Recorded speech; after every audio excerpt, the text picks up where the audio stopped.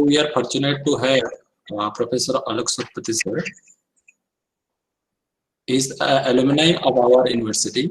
He graduated in 1990 in mechanical engineering, and currently he is working. He is a professor in NIT Rourkela, and his active research fields are coatings, composites, material science, and he has 350 research publications, more than 3,000 citations, and he have 12 PhD students completed under his supervision. Apart from academic and research, Dr. Satapathy is also certified teacher of Raj Yoga, MSc degree in spirituality, MBA in self and stress management, and he is a trainer and counselor in mind meditation, stress, and self management. So he has numbers of awards, like literally a champion award, young writers award, MHRD award, and the best teacher award in NIT Rourkela in 2018. And he's very widely traveled number of several countries like Singapore, Malaysia, USA, UK, and all. Okay, thank you very much, sir. It's over to you, sir. Okay, thank you.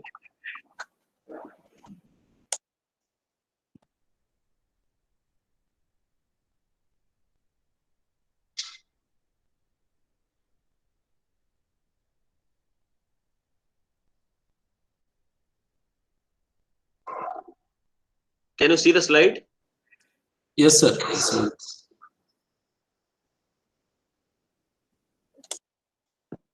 Okay, good afternoon, everyone.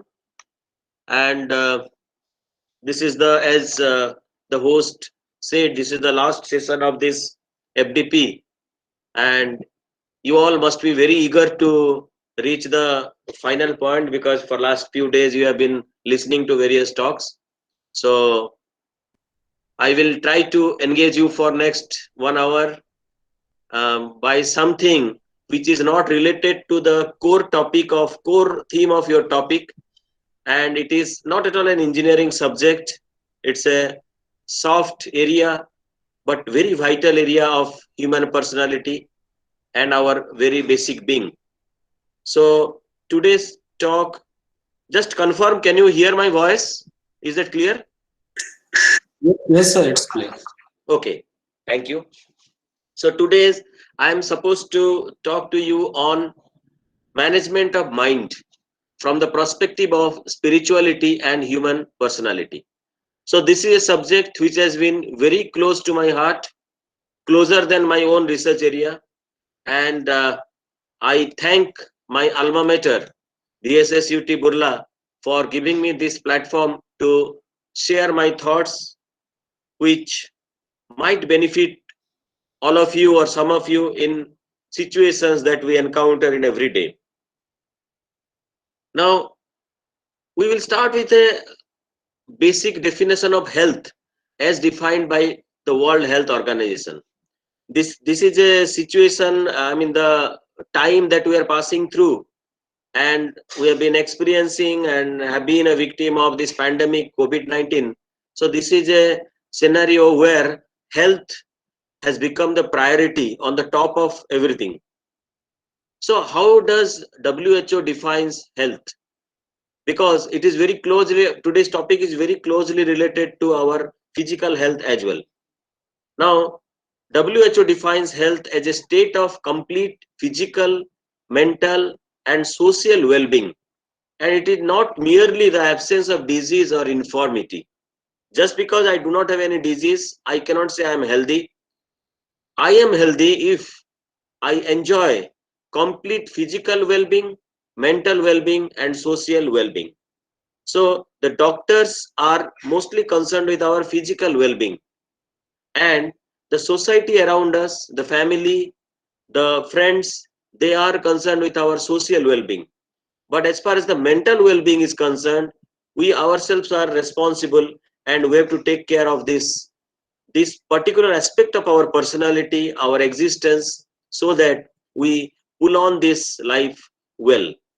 So it is very important to understand what is mental health, And when I'm talking of mental health, please do not misunderstand it as mental illness. I'm talking of the positive part of it, mental health. We should have a sound mental health. Our mind should be healthy. We should be mentally strong. We should have adequate willpower to encounter all the difficulties that we are facing, and we should be psychologically uh, enjoying a pleasantness all the time. That is what mental well-being is. Now, for this, we have to understand certain basic things which will appear to you as very spiritual or religious, but they are actually very much essential and very much scientific if you go to its core. Now,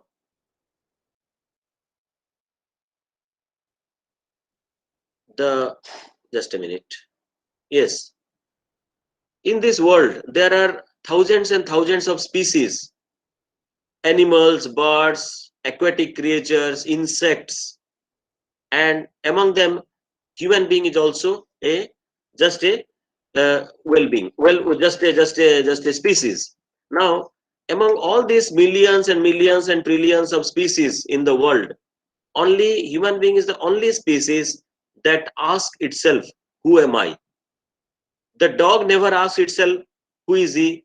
The cat doesn't ask itself, "Who am I?" A fish doesn't ask itself, "Who am I?" But human beings have been in quest of this particular aspect of life, that who am I? What is my true identity? Where do I come from? Where shall I go after death? So all these things only human being can think, because human beings are special in some cases as compared to the animals, birds and other creatures.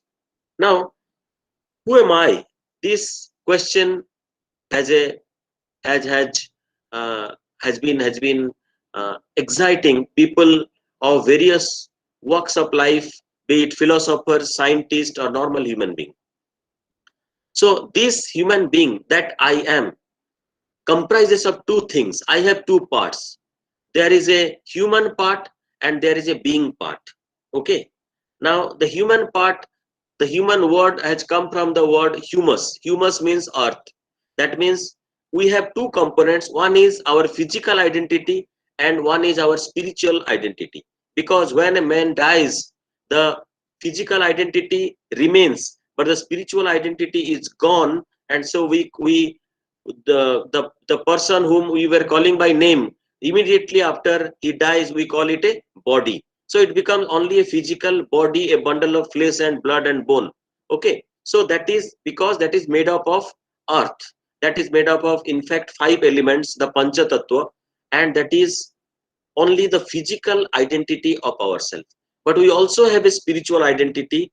Now that spiritual identity is what some religion call it spirit, some religion call it atma, some call it soul, some call it an energy, and some do not believe in the existence of that being. Okay, but as I told you, the human beings are combination of human body, which is the physical part of it, made up of 5 elements, and some form of energy. You name it anything, you call it ruhu, you call it atma, you call it soul, you call it energy, you call it spirit, but there exists a spiritual identity of ourselves, and that resides in the body. When the the person dies, the body remains, but that goes out of the physical embodiment. Now these 5 elements which our physical identity is made up of is Vayu, Jal, Agni, Prithvi and Akash.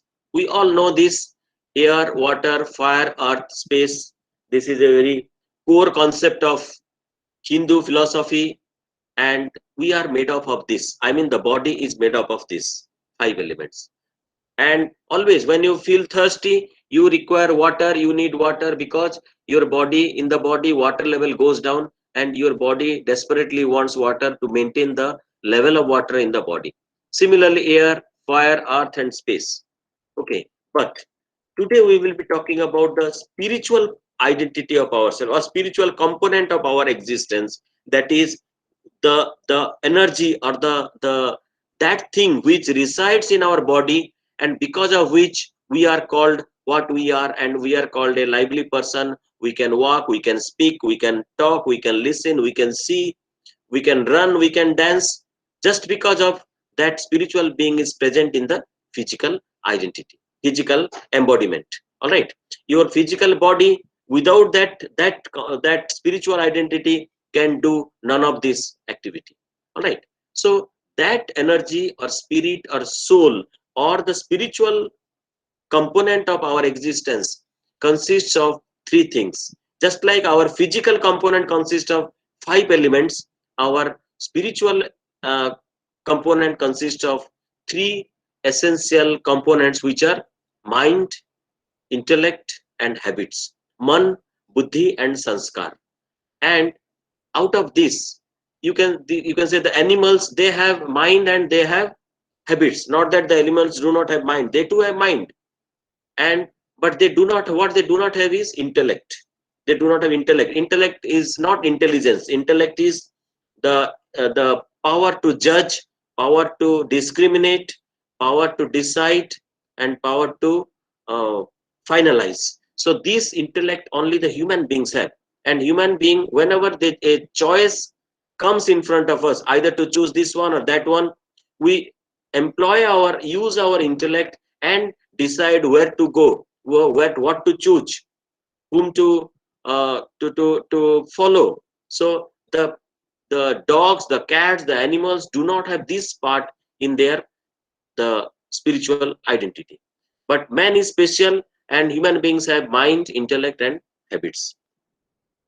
And in this world, we have been, right from day one to the last day, right from the morning to evening, right from the 1st of January to 31st December, we have been managing many M's. 5 M's we keep managing every day. We manage money, and some of us are very good at that. We manage materials, right from the vegetables to the materials in the research lab. From morning to evening, we keep managing materials. Then we manage machines. As an engineer, we have to run machine. As a research scientist, we have to handle machines. And in the household activity also, we have to use machines like, say, a gas chula, a refrigerator, a washing machine, a micro oven, and all, and so on. Then as a researcher, we manage methods, and as a boss, or as the head of the family, or a head of the department, we have to manage man. So 5 M's we keep managing from morning to evening, and many of us are very good at that, and some of us are fairly good at that. And we call a man is successful when he is able to manage all these 5 M's. So by mistake, I have written 4M, 5 M's: money, materials, machines, methods, and man. If you can handle these things effectively, we say he is a very efficient person. Now, 1M, which is apart from this 5M, is also there. It exists within us, and it is very much a part of our existence. And we very often do not know how to manage that. We very often do not know that it exists, and I have to make the best out of it. We sometimes do not know that, like our physical body, like our house, like our department, like our building, it is also needs a regular cleaning. So that part is, we are ignorant about that part. In, I mean, mostly we find that people are ignorant about this part of life, and that makes sometimes the life very miserable, in spite of having the capability to handle money, materials, machines, methods, and man. Because the 6th M is also important. The 6th M is the mind. Mind is the generator of thoughts. What is mind? Mind is that component in our spiritual identity which generates thoughts. It is not part of the body. Mind is not part of the body. If the doctors say mind is part of the body, we are not going to agree with this, because a dead body doesn't have mind. A dead body only has a brain which cannot function. Now, the mind is something which only a man who is alive can possess, and man who is alive means that particular the entity which has both the physical identity, the physical component, and the spiritual component. And mind is very much a part of the spiritual component. A dead body may have brain, but the dead body cannot think, cannot act, cannot judge, because the mind is missing. Mind is the software, whereas brain is actually the hardware.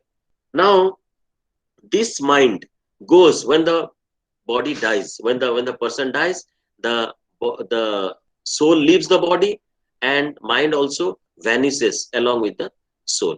But as long as, today we are not talking about dead men. We are talking about we are who are alive and who has to live in this world for few more days, and we have to perform our duties. We have to remain happy, and we have to make ourselves efficient. We have to make ourselves useful to the society, to the institute, to the students. So it is very important for us to know how to handle this sixth M, that is mind, and which is very much a part or a component, a soft component, a non-physical component of our spiritual identity.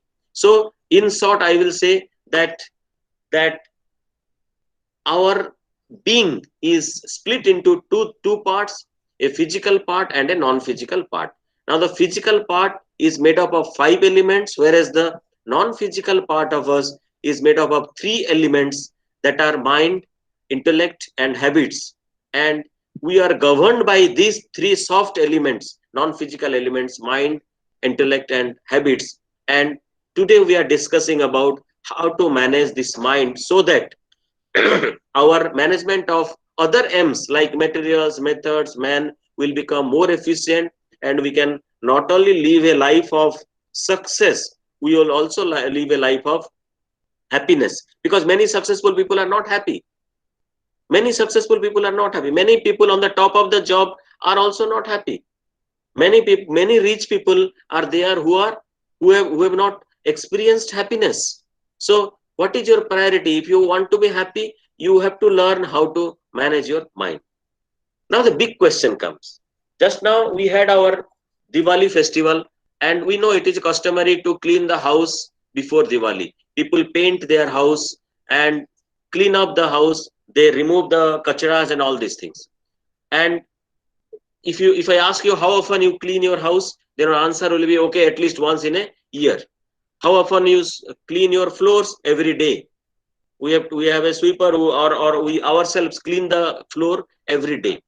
If we ask how often you clean your body, then also the answer will be every day, because every day we are taking bath, and when we are taking bath, we are actually cleaning our body. Now the big question is that how often we clean our mind? Have we thought of this? Are we serious about cleaning our mind the way we are serious about cleaning our house, cleaning our laboratory, cleaning our vehicle? If your car is not clean for 15 days, 20 days, we become very perturbed. We become very much worried. Immediately we start cleaning the car, because we think what others will think. They look at my car, it is so dirty. If the dress I am wearing, if it is not clean enough, then also we are worried, because we are skeptic about what people will think about us. He is not wearing a good shirt or good pant. So we are very serious about cleaning our possessions. So we are very serious cleaning about our physical parts. We are very serious about cleaning the house or the lab or the room where we are sitting. But are we serious about cleaning our mind?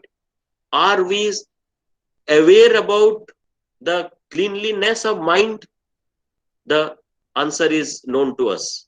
Okay, so that is the mind management. If we learn how to clean our mind, we learn how to manage our mind. And just like we have the kachara in our house, just like we have the kachara in our laboratory, or just like we have the dust and dirt in our vehicle when it is in use, similarly, when the mind is in use, it also accumulates lot of kachara.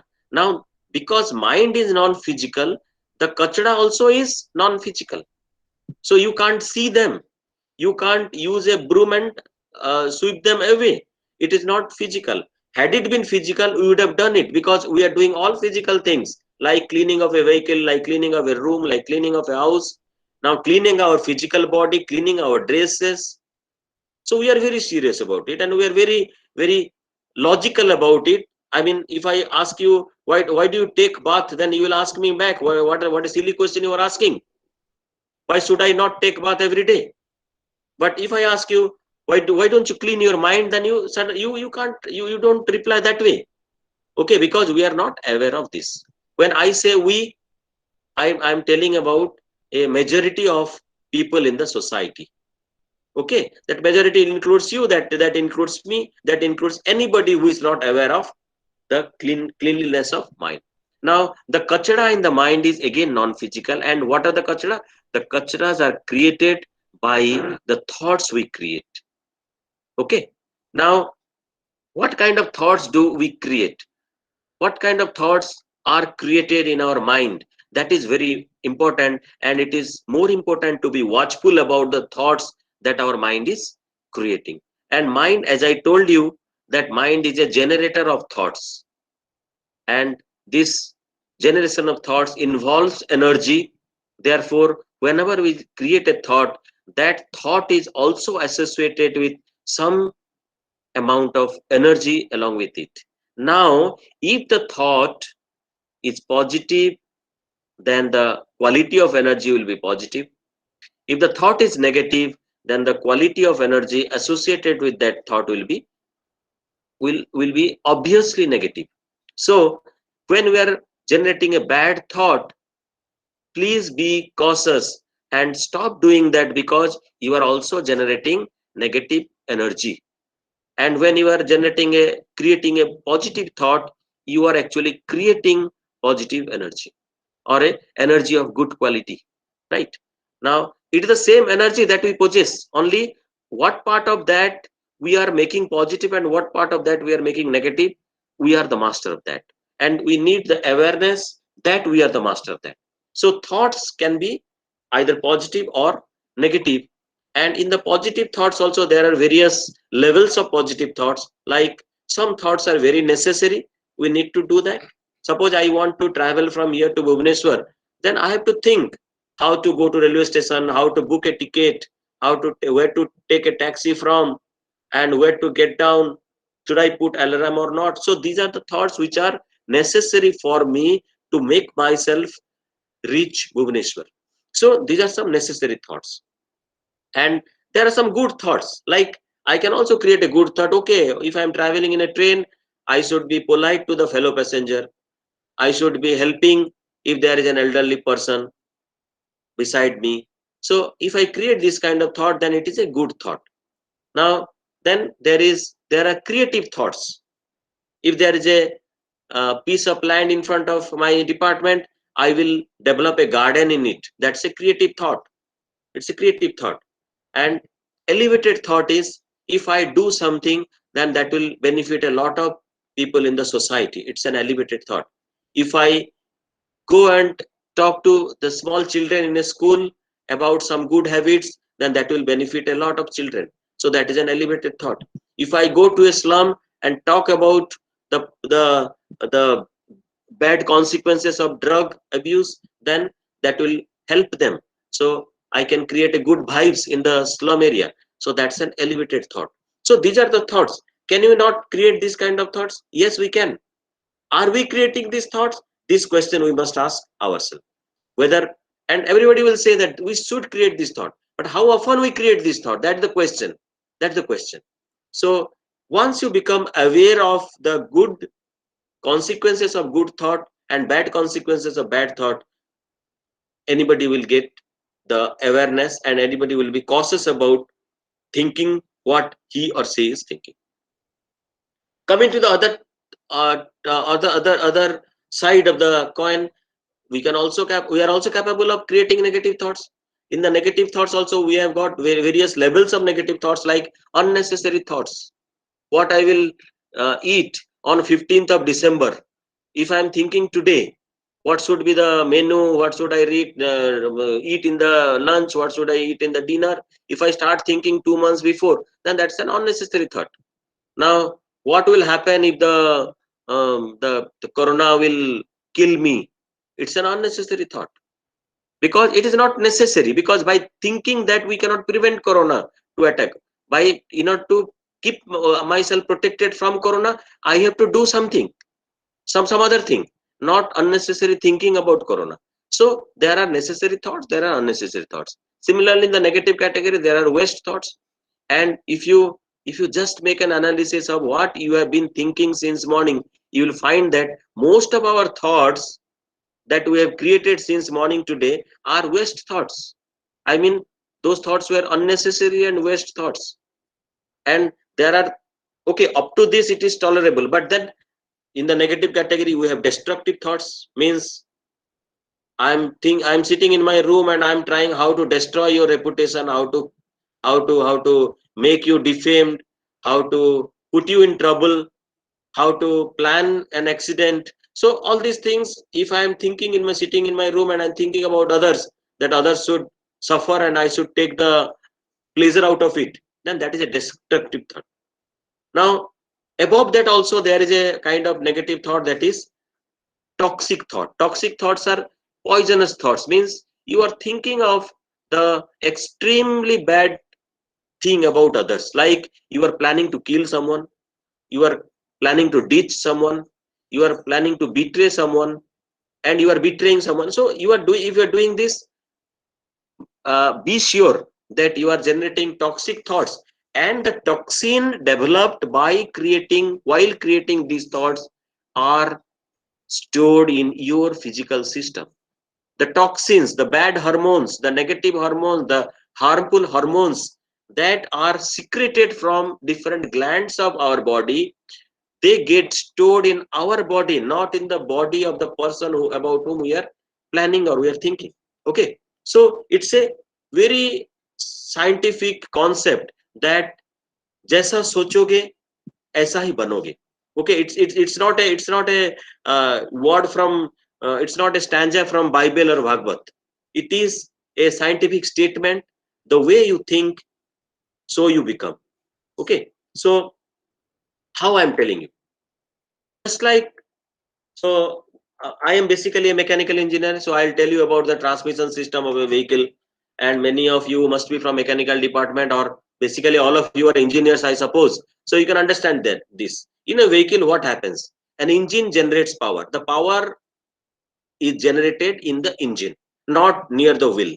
It is generated in the engine.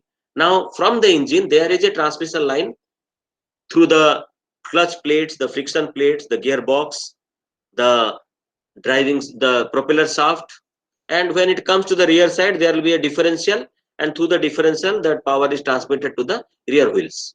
So this is how the circuit works, and the power which is generated in the engine, a major part of that is available near the wheel. If you neglect the friction losses, then a major chunk of that power is available at the wheels, which is called the shaft power.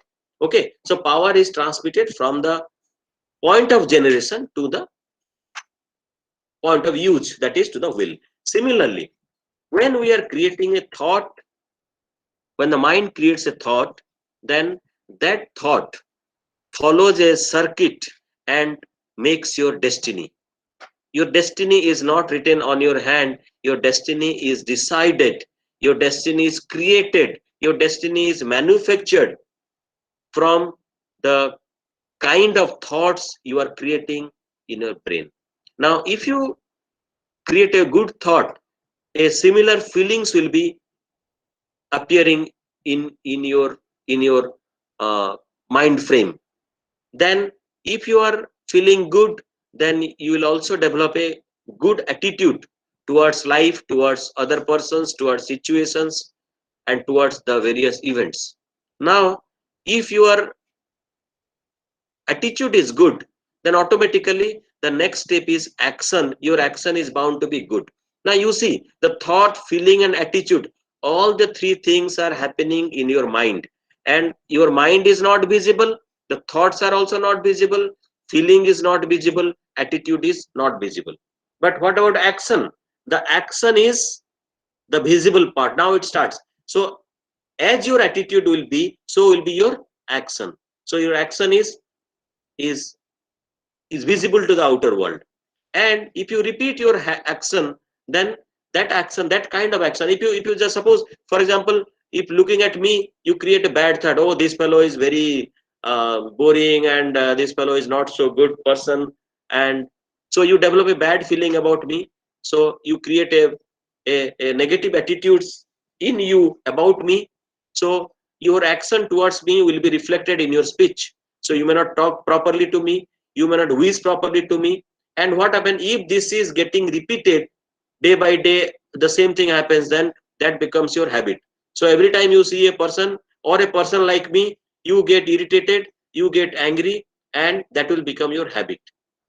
Now, if the habit becomes a part of your life, part of your activity, then what happens? Your personality will be decided by your habits. So you become a person of that kind of personality. दुनिया में दो तरह के personality होते हैं. There are two types of personality of people you will find. First is when you reach somewhere, people becomes happy, and when you, second category is when you leave a place, people become happy. So what kind of personality you want to possess for yourself? आप जहां जाओगे वहां लोग खुश होंगे, या आप जहां से जाओगे वहां लोग खुश होंगे? Obviously we will try to possess a pleasing personality, so that wherever we will reach, whenever we will reach, the people around us will feel happy about us. So that should be the objective. And if you want to have a personality of that kind, then you have to start from thought. Because if I want, say 80 kilowatt power near the wheel, and the mechanical efficiency of the engine is 80%, then I have to generate 100 kilowatt from the engine itself. So I have to plan the engine, design the engine accordingly. So if you want a pleasing personality, a stress-free life, then and good people around you, because when you are good people will be attracted towards you. So if you want good people around you, then you have to start this process start your effort from the very first place, that is thought. So you have to create good thought, which will create a good feeling within you, and your attitude becomes positive. Your actions, visible actions, will become pleasant, and your habits are also developed that way.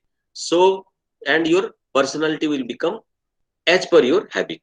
So your personality, again, the way you create a personality of yours, that will make your destiny ahead. Okay, so if just imagine you are liked by people, and you like the people around you, and wherever you go people are happy, then what will happen? Wherever you go, if you have some work, that will be done. When people are giving you some work, you can do it with happiness, with pleasure, with a joy. So you will not feel tired, you will not feel exhausted. So your efficiency will improve. When your efficiency will improve, and when you can get your things done by other people so nicely, so amicably, so friendly, then what will happen to your destiny? Definitely the success will be at your footstep. So if you start from good thought, you can end up with a good destiny. Now there are many instances in the history. I'm not going, I could have told few stories about the rags to riches story, where people have started from very humble background, very poor background, but because of their attitude, because of their thoughts, they have come to a stage where some of them have become the richest person in the world. Some of them have become the largest CEO in large companies, but they have started from a humble background. How did they grow? If you say it is their luck, it is their destiny, who created that destiny?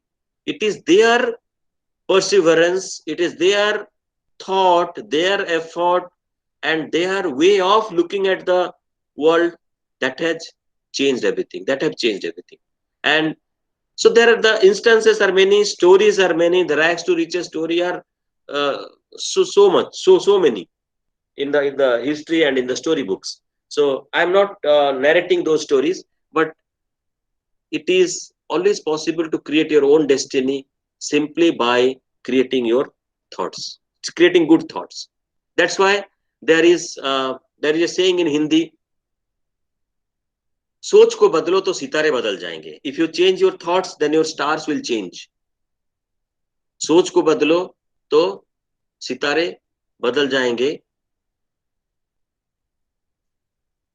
नजर को बदलो तो नजरें बदल जाएंगे. कश्तियों को बदलने का जरूरत नहीं, दिशाओं को बदलो तो किनारे बदल जाएंगे.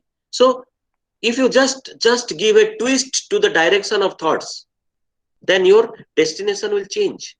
Your future will change. So सोच को बदलो तो सितारे बदल जाएंगे. So stars also will change if you change your thoughts. Now, if you don't do that, suppose you don't change your thought process, I decide that I will not be very cautious about what I'm thinking. I will not think, I'll not develop positive thinking, I'll not develop good thinking. Then what will happen? Till now, I have been telling that if you create good thoughts, you will create a good destiny. But if you do not create good thoughts, negative thoughts, unnecessary thoughts, destructive thoughts, and toxic thoughts, if you are habituated to generating this kind of thoughts and you are not repentant about that, you are not cautious about that, you are not aware about it, then what will happen? Then your life will be full of fog around. Anything you do, you will be confused. You'll be confused and you'll be under stress. So any of you, if you read your Bhagavad Gita, the first chapter is itself is a chapter of confusion and stress. Arjuna was in complete distress. He was stressed like anything because he did not have proper knowledge and awareness. And in the subsequent chapters, the Lord Krishna gave him the solution, gave him the wisdom, gave him the knowledge. And once knowledge, the warrior Arjuna got the knowledge, and his clouds were clear, and he became very confident about who he was. So entire Mahabharata, this Bhagavad Gita is the first motivational talk in the world, in the history. So there Krishna, just what Lord Krishna does, Lord Krishna simply is telling Arjuna who he was. And Arjuna's concept about who he was completely got changed. And when he realized about his physical identity, spiritual identity, the Atma, the Sarir, then he realized everything and he started managing. It was a case of mind management. Simply his mind was managed. Okay. So if you do not do that, then you will be surrounded by something very miserable thing that is called stress. And that makes your life even more miserable. Now, we generally use the word stress when we feel that everything seems to have become too much. We are exhausted. The work pressure is too much. The people's behavior are too much. The load on us is too much. The financial crisis is too much. So we become overloaded and wonder whether we really can cope up with the pressure that are placed upon us or not. So there we get stressed. And what happens? Stress is stress is, I read somewhere that stress is one of the three most used words in the human conversation today. If you just count the word stress, how many times you are listening to this word stress since morning when you are talking to people. You talk to people are saying, बहुत stress है आज, इतना काम बहुत stress है, हमारा job में बहुत स्ट्रेस है, ये रिसर्च में बहुत स्ट्रेस है, पेपर पब्लिश नहीं होता है स्ट्रेस है, पेपर पब्लिश होता है तब भी स्ट्रेस है, जिसके पास पैसा है उसका स्ट्रेस है, जिसके पास पैसा नहीं है उसका स्ट्रेस है, जिसके बच्चे नहीं है उसको स्ट्रेस है, जिसका बच्चे हैं प्रॉब्लम कर रहे हैं उसको स्ट्रेस है. So stress has become an inevitable part of our life, not because it is normal, because we are unaware of it. We are not knowledgeable, not appropriately knowledgeable about it. Now this stress brings us wonderful gifts like insomnia, that is lack of sleep, diabetes, loss of appetite. It can cause weight loss or weight gain physically. Then skin problems, hair loss, hypertension, high blood pressure, that is lower back pain, ulcers, cancer, and whatnot. So if you are creating negative thoughts, or at least not creating positive thoughts, then you are bound to be surrounded by such a devil called stress, and this stress will bring so many bad things for you. And what will happen? It will change your emotional symptoms, physical symptoms, cognitive symptoms, behavioral symptoms. Your way of talking will change. Your way of looking at a problem will change. Your way of uh, uh, interacting with people will change. Your way of reacting with people will change. So all these things will happen, and that is not going to take you to a happy destination. But there are some myths associated with stress. The first thing is that stress is natural. So आप जिससे भी बात करोगे वो बोलेगा अरे stress बहुत होता है, तो the other people will say okay it is very natural, सब लोग तो स्ट्रेस में है. So सब लोग स्ट्रेस में है does not mean that stress is natural. You can say stress has become a common phenomenon, a common happening, a common feature in our day-to-day life, that you can tell, but you cannot tell stress is natural, because just go to nature, be intimate with nature, you will find that the stress will vanish. Had it been natural, then even in a natural surrounding you would be stressed.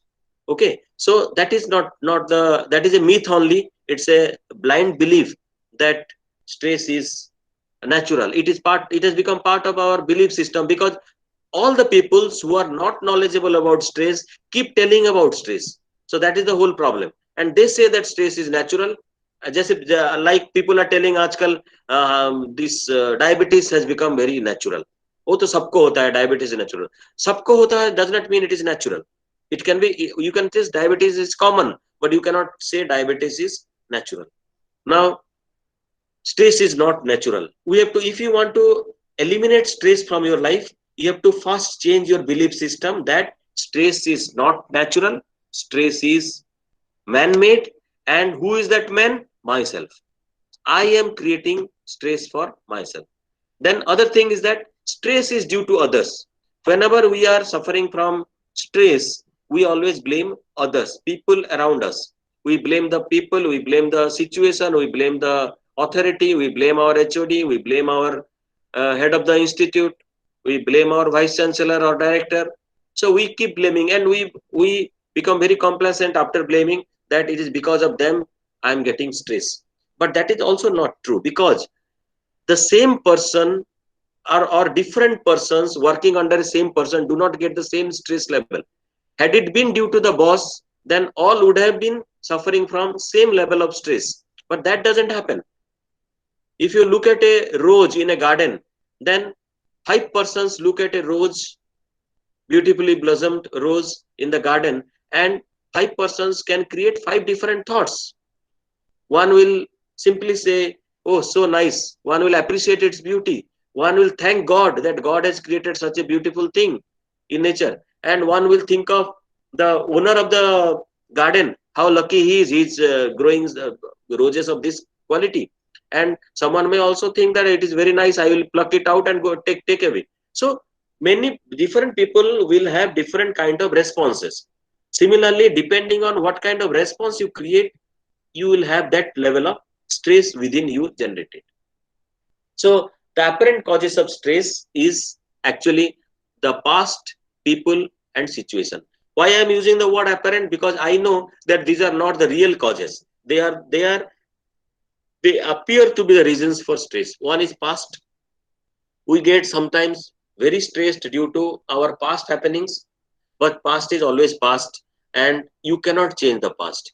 In fact, you cannot change two things. One is past and one is others.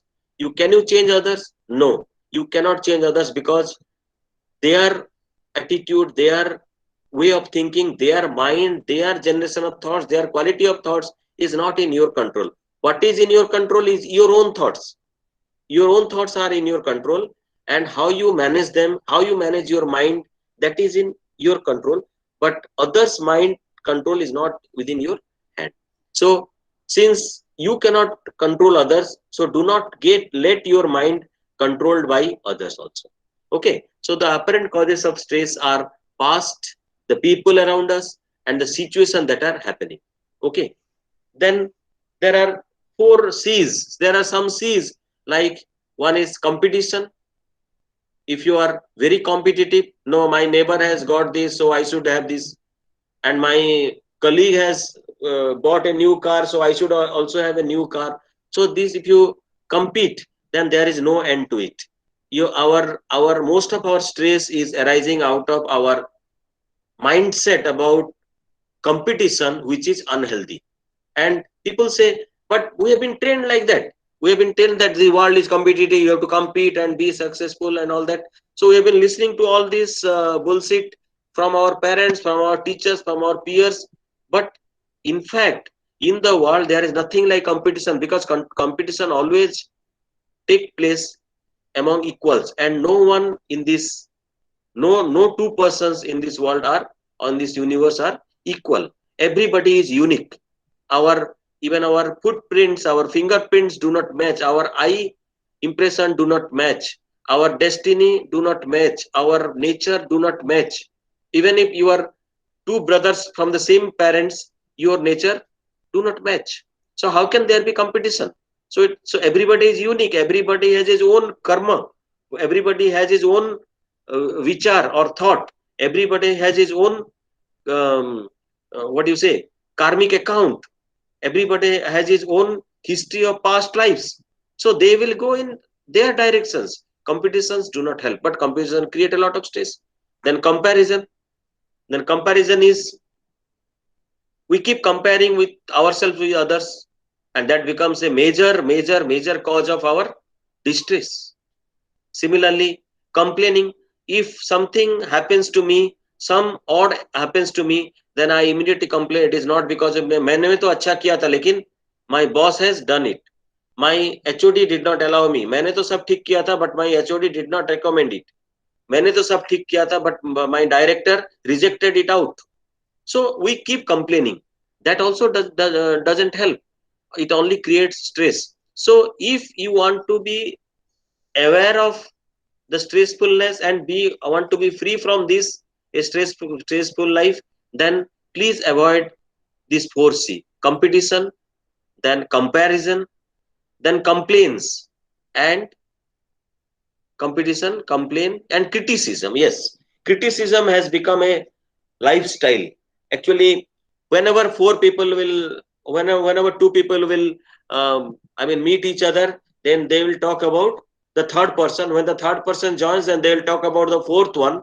And when the fourth person also gets into the conversation, then they will find some fifth person about whom they can talk. And about talking about somebody means criticizing him, that he is so bad, he is so rough, so impolite to me, and okay, this kind of person he is, and all that. So we always enjoy criticizing others, complaining others, comparing ourselves with others, and competing with others.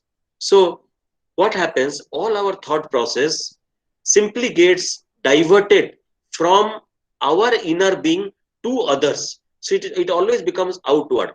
And the spirituality says, when your thought process is outward, you can never be happy.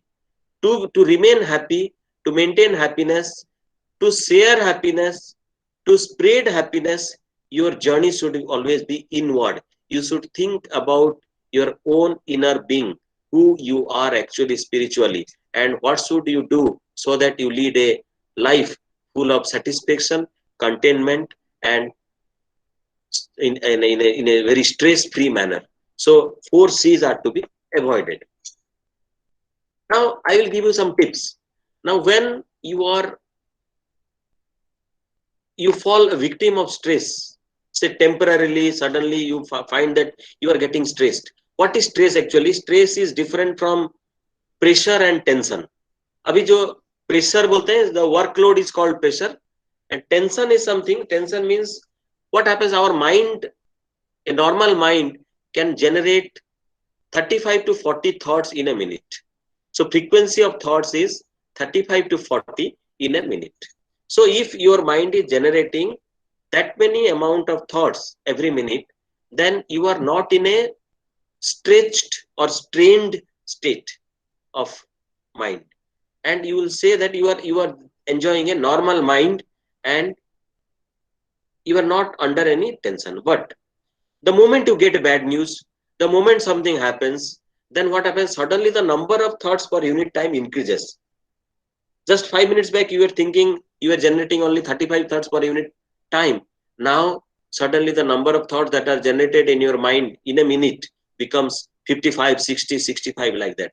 So you become tensed because there's a lot of, you imagine a road where normally 4 or 5 vehicles are passing every minute. And there is a situation when suddenly 50, 60 vehicles will start passing every minute through that road. So what will happen? So there is a congestion, traffic congestion. Similarly, if there is a thought congestion, then you feel tensed. Now, even that is also okay. That is also manageable because you cannot avoid that because you are leading a normal life, family life, professional life, that will happen. But that should happen temporarily. If that becomes a daily feature or a chronic feature, if the tension is prolonged and prevails for a very long duration like 2 months, 3 months, 1 year, then that becomes a disease, and that disease is called stress. So a prolonged tension is stress. Otherwise, little bit of pressure, little bit of tension is not going to do any harm. But if it becomes prolonged, if you have not started taking care of it, then it will be very disastrous and it will destroy your entire life. Not only your social life, your professional life, your academic life, your family life, and of course, your physical health. So, whenever you become aware that you are getting tensed or stressed, then do something that will work like allopathic medicine. It will give you instant relief, although it is not a holistic solution, but it will give you instant relief. That you take a deep breath. Just take deep breath and inhale and exhale out for a long time. Okay, take deep breath, retain it inside, and then exhale it out. Or you can go for a walk, or you can do reverse count from 20 to 1, 20, 19, 18, 17, like that. You can take a glass of water, listen to your favorite music. So just play the favorite song and listen to it. That will also calm down your stress level by reducing the thoughts per unit time. You can call a friend or visit a friend's room. If you are staying in a hostel or in an apartment, you can visit your friend's room. And very important for our teachers, teacher fraternity is celebrate a failure. Okay, sometimes we get very distressed, very stressed if our paper is rejected or we get a bad comment on a paper or somebody is passing a remark on our teaching. So we consider it as a failure and we become upset with the failure that we experience. So here, if you want to remain stress free, I'll give you a very unusual advice: celebrate a failure. When your paper is getting rejected, celebrate it with a cup of tea or cup of coffee. Okay, when you're when you are scolded by your boss, come out and celebrate it. If you just make this celebration a habit, then your life itself will become a grand celebration. Now, these are the short-term measures which you can employ for getting a instant relief from tension or stress. But if you want to maintain it for a longer duration and want to train your family members and keep your surroundings stress free, then you should adopt holistic stress management techniques. Holistic stress management techniques is you have to do it for, these are practices which you have to do for a longer period, and that will give you long term benefit. Okay, that will keep you fresh and lively and happy for many more years to come. Okay, what is the science of this frequency of thoughts and number of thoughts, etc.? Is that whenever I told you that only mind can generate a thought, not the brain. Because if brains were generating thoughts, then even a dead body has brain, and dead body can also could have also thought. But a dead body cannot think because it doesn't have the mind. So it is the mind which generates thought. And mind means what? It is, mind is part of the soul. And soul is what? Soul is a point of energy. So mind is very much an energy entity. Therefore, the thoughts are also energy entity. the thoughts are associated with some amount of energy. Then the quality of energy, amount of energy depends on the quality of thoughts and kind of thought you are generating. But every thought is associated with some amount of energy with it. Now, that energy travels in the cosmos in a sinusoidal wave, and it has got an amplitude and it will have a frequency. When the frequency is large, frequency is high, that means in the tensed state or in a stressed state, when the number of thoughts generated per minute becomes 65, 70, like that, then what happens? The suddenly the number of thoughts comes and it becomes very fast, very fast. The sinusoidal wave will look like the one that is given in the right hand side. But if you are listening to a song and you are in a very normal state of mind, then your sinusoidal wave will be very smooth, and only the frequency is very less and amplitude is also less, and it will look somewhat like the wave pattern will look somewhat like what is shown in the left.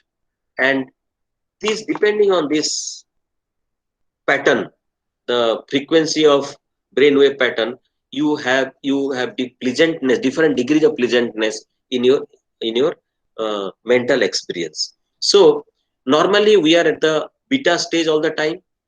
Then by reducing the number of thoughts, we can shift ourselves to alpha. And if we meditate, meditation is a wonderful technique. I will tell a little bit about that. And meditation is a wonderful technique by which you can bring yourself from alpha to theta stage. Theta stage is a stage of frequency 1 hertz to 5 hertz, and it will be giving you a sense of drowsiness and kind of sleeping with awareness. So that in the meditative state, you feel very much relaxed. So by meditating, you can elevate your stage from beta to theta through alpha, and that will make you largely stress free. Now these are the different wave patterns taken by different instruments. So beta, alpha, theta. I'm not talking about delta stage. Delta stage is the ultimate stage. In spirituality, it is called the samadhi, and very few persons reach that stage. And even if one reaches that stage, it is very difficult to sustain and remain maintained in that stage. Only people like Swami Vivekananda, Ramakrishna Paramhans, they have attained, Gautam Buddha, they had attained that stage. But there is no harm if you are putting your effort to reach the delta stage. So mind management is a tool by which you control your own mind. Okay, so by controlling your own mind, by managing, by giving it the right direction, you can achieve self transformation, and it will be a self transformation towards a better thing, towards a positive, uh, towards making you a positive person, a healthy person, happy person, who is not only happy but can spread happiness among the people around him or her. And for this, meditation is the only technique. It's very scientific. Meditation is the only technique that is essential to be practiced for self transformation. And India is a country where meditation has been a tradition for long years. From thousands of years, our saints have meditated. They have trained the society to meditate. So it's not a new thing that I am telling or somebody else is telling these days. So it is only a thing, only a treasure that was lost. It is very much a part of our heritage. And even now there are many schools, many institutions who teach meditation. There are different types of meditation like Isa Kriya, Sudarshan Kriya, Raj Yoga, Sambhavi Mahamudra, and many more. These four are only samples. There are many more techniques of meditation. I happen to be a teacher of the third one, that is Raja Yoga, which is a very easy way of meditating. That is also called Sahaj Raj Yoga, easy meditation, easy Raj Yoga meditation. So that's not the only meditation technique, but there are many. And there are many myths about meditation also. Many people think meditation is something which you should do after retirement. That is very silly. People think meditation is for old people, not for young people like us. See, I am just a student. Why should I meditate? My grandfather should meditate. Then some people say we are just married. We should enjoy. We are. This is a time we will enjoy our life. This is not the time for meditation. I will say that is the time for meditation, because if you meditate, if you maintain the practice of meditating, then meditation is not making you going to make you a sannyasi or sadhu. Meditation is making you a better human being. If you are a teacher, meditation or practicing of spirituality will make you a better teacher. If you are a father, you become a better father. If you are a mother, you become a more loving mother. If you are a teacher, you become a more effective teacher. If you are a say simply a Hindu, you become a better Hindu. If you are a Christian, you become a better Christian. So what I'm trying to tell you is a meditation is so powerful. It will make you a better. It will make you a better being than what you are now. So there are many meditation technique. You can find thousands and thousands of YouTube videos on meditation. But if you are really serious about meditation, you please choose a proper teacher, because there are many unhealthy stuff also in the name of meditation. So be very careful about choosing the right meditation technique, right guru or right teacher, trainer, and practice it. A long practice will make you very perfect in meditation. It is not. And one more thing, many people also get confused with meditation and yoga. Yoga is different. Yoga is only uh, asana. The one Ramdev Baba is teaching is not meditation actually. That is yoga asana. Like in the Ashtanga yoga, there are 8 different components of yoga, and what he is taking is not what he is teaching is not full yoga. That is only asana, yogasana. So there are many things like yama, niyama, asana, pranayam, dhyana, dharana, samadhi. So dhyana is the meditation. Okay. So meditation is different from yoga. Yoga is more of a physical activity, and meditation is more of a mind exercise. Okay. So let us be very clear about it. Let us not listen to the myth about meditation, like only Hindus can do it, only say really it is a religious practice and you have to do it only after taking bath, or you can do it only in the early morning.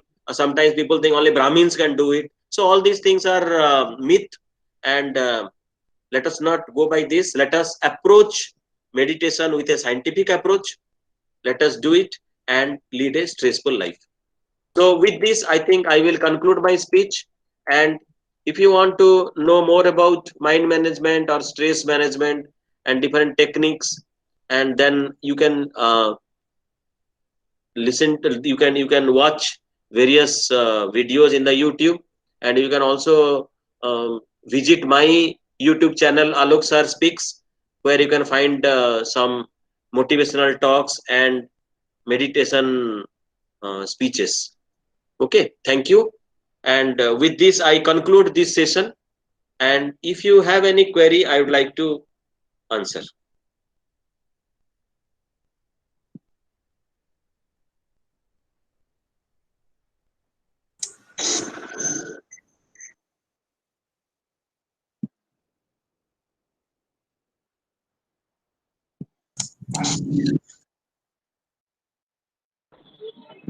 Sir, is there, yeah, I am done. I completed my talk.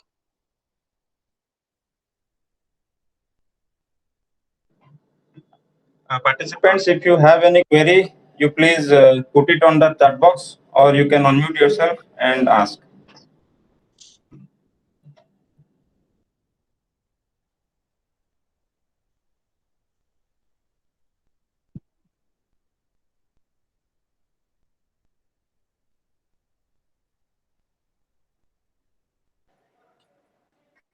Biren sir, can you please read the queries in the chat box?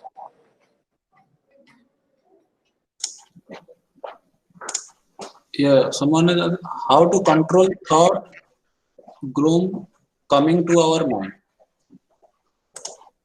Yeah, that yes, can you hear me? Yes, sir. How to Okay. control that gloom coming to our mind? Coming to our mind. Actually, this statement is wrong. It is not coming to your mind. We always think that thoughts do come to our mind. Actually, thoughts are not coming to our mind. We create the thoughts. And this very statement that thoughts are coming to our mind, we have been listening it from our childhood. That is the whole problem. ये मेरे दिमाग में आ रहा है, ये मोर मन को आसुची. So we have been hearing this, so we are thinking that the thoughts are coming. Actually, the thoughts are not coming. The thoughts are created by us, and how we create the thought depends on so many things. Depends on our company. I mean, the kind of people we are mixing with, the kind of food we are eating, and the kind of literature we are reading. So if you are thinking that bad thoughts are coming automatically to your mind, don't worry. It is possible and it happens, but just check these three things: your food, your company, and the literature or the stuff you are seeing. आजकल तो कोई पढ़ता नहीं है. People are mostly watching. So what you are watching, with whom you are mixing, and what kind of food you are taking. If you are taking food with like say a lot of um, oily food, a lot of food that leads to indigestion, then that affects the thought process. That is one. If you are taking alcohol and all, that also affects the thought process. Initially we think that alcohol relaxes us, but in the long run alcohol becomes the cause of our negative thoughts, and any kind of intoxication for that matter.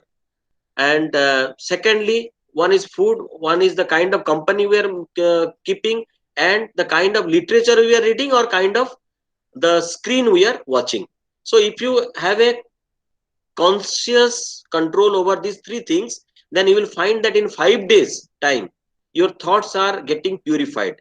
And once the thoughts are getting purified, you will find that your behavior is also has also started changing, and you will be liked more by people. And you can, in 1 month time, the effect will be visible. आपको ज्यादा लोग पसंद करेंगे. People, you can feel that people are very happy when I am coming. So these three things you have to be very careful about. Am I clear?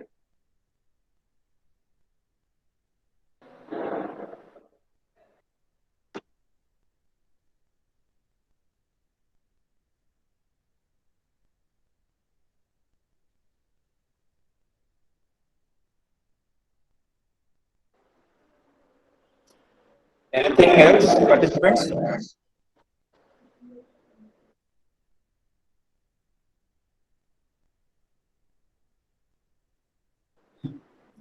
Sir, namaskar, sir. I am Trupti. Namaskar. How are you? Sir, I am fine, sir. Sir, I have a query. Yes, please. Sir, I always listen to your those means I have already watched those videos and also listened to you many times. Thank you. Sir, what about anxiety? Anxiety, it is a positive thing or a negative thing? See, anxiety is a negative thing in the sense that anxiety is about, just like anxiety is just the synonym of stress. I am telling you. Sometimes we get stressed because of the past. Actually, Trupti sir, if you just watch what you are thinking now, just and at any point of time you just stop and watch, and just think that what you are thinking, you will find that in most of the time you are thinking about the past or about the future. या तो आप अतीत के बारे में सोच रहे हैं या भविष्य के बारे में सोच रहे हैं. अतीत के बारे में मीन्स, ओ इसने ऐसा बोला, ये ऐसा, he should not have told me like that, he is scolded, he is such a bad person. Either you are thinking about the past which has already happened, or you are thinking about the future. Tomorrow what will happen? If I cannot reach Bhubaneswar tomorrow morning, what will happen to my interview? If my paper doesn't get selected this time in this journal, then what will happen? So and both the things are, one is already past and one has not started happening. So the other part, when you are stressed because of unseen future, it is called anxiety. Otherwise they are same thing. Anxiety means we are bothered or worried, or we are victim of negative thoughts about our future. आप future के बारे में बात कीजिए and you dream some beautiful things, then you are, it is not creating anxiety. But if you are thinking some bad things, means अनहोनी, जो नहीं होना चाहिए, ऐसा हो जाएगा, ऐसा हो जाएगा, मैं मर जाऊंगा, ऐसा मुझे डिजीज हो जाएगा, ये हो जाएगा, एक्सीडेंट हो जाएगा. If you think like that, that becomes anxiety. Otherwise they are same. Thinking about unseen future is anxiety, and the solution to get out of it is immediately be aware and take one of those steps that I told. Call a friend or go for a walk, take a glass of water or count or listen to a song. If you do that, then you can, but you have to be aware of it. Okay, I am now suffering from anxiety. Okay. Yes, sir. Sir, we are conducting this auto FDP for the first time in our university. Yes. And as per the guideline, we need to conduct a compulsory session on the stress management, mental health, human value ethics. As a So in this regard, I could not find a better person than you. So I invited you and I thank you for accepting our invitation. It is always a pleasure to listen to you, sir. And you are always an inspiration for us to be teachers. Along with this session, we are also conducting one more in continuation to this particular session. Sahaja yoga team from Bangalore, they will join us. Okay. So thank you, sir. Thank you for accepting our invitation and sharing your experience with us. Thank you, sir. Thank you, Trupti sir. Hello. Sahaja yoga team, I welcome you. Thank you. Just now we are listening to Professor Alok Satapathy sir from NIT Rourkela. Okay. So can we start the session? Can I share the screen?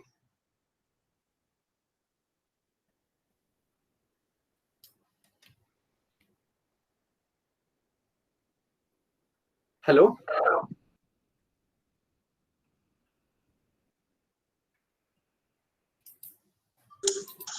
Yes, sir, you can share the screen. Okay, thank you very much. So let me start the session. Just let me know if you can able to see the screen.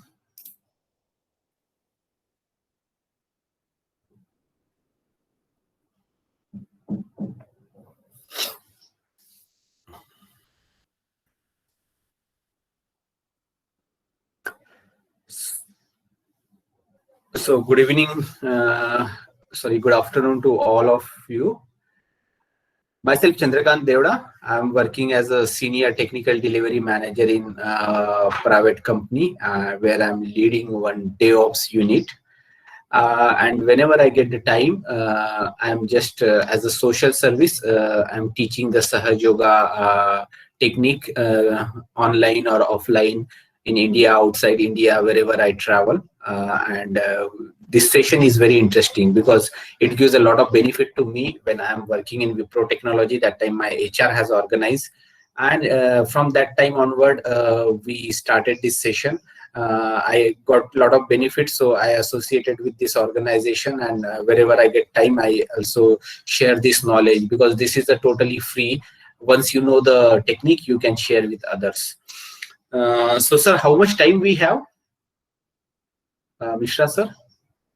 Or Tripathi, sir? Trupti, sir? Sorry. Sir, 1 hour. 1 hour. Okay. So no problem. So we can go with the 1 hour session. Thank you. So we can continue till 5 p.m. Because we have a valedictory session at 5 p.m. Okay. So no problem. We can finish it quickly. So I will. The session will be very simple. Just in 10 to 15 minutes, we will going to learn the basic word or fundamental. That is, what is a yoga, what is a meditation, what is Sahaja yoga, and then in 10 to 15 minutes, we will do the practical part, and then we can have a question answer, and then how to meditate at home. So this is a very simple syntax, just 10 to 15 minutes of theory, and then everything is a practical. So before we start the session, I just wanted to know what is exactly the meditation. So what is your understanding? What do you think? What is a meditation? In Hindi we call as a dhyan. So dhyan kya hota hai? Ya meditation kya hota hai? Whatever you know, you can post your answer, or you can unmute and you can say what is exactly the meditation. Anything you, I want this session to be a little more interactive so that we can understand the basic thing, because if you understand the basic wording, it will be very useful. Gopu sir says to make our soul pure. Sir, this will be a benefit, but not the definition. So a very simple definition of meditation so that anyone can understand what is a meditation. To control the thought. Thank you, sir. Mishra sir, you have given a almost correct answer. Sahu sir says peace of mind, that is also benefit. To control the thoughts, maybe it is almost right, but not 100%. Let us understand answer of this question with the practical part. You all know that while doing a meditation, we are closing our eyes. So can you please close your eyes for a few seconds and observe yourself what is going on? Can you please close your eyes for a few seconds and observe yourself what is going on?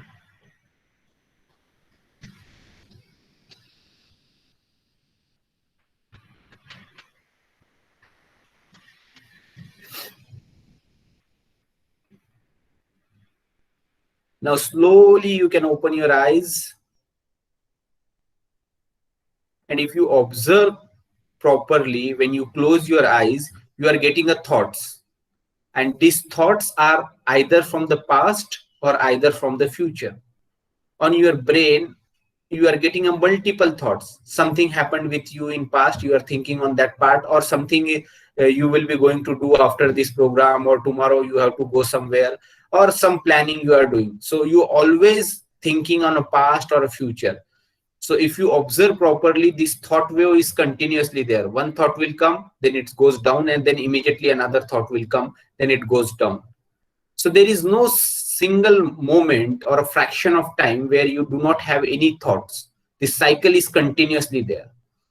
So what is a meditation? Meditation is nothing but a thoughtless awareness where we do not have any thought, the gap between two thoughts. This state we call as a thoughtless awareness. In Hindi we call as a dhyan. In Sanskrit we call as a turiya.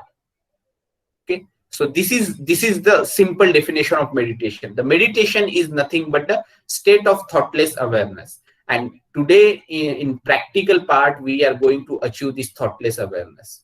So this is a very simple technique of achieving the thoughtless awareness.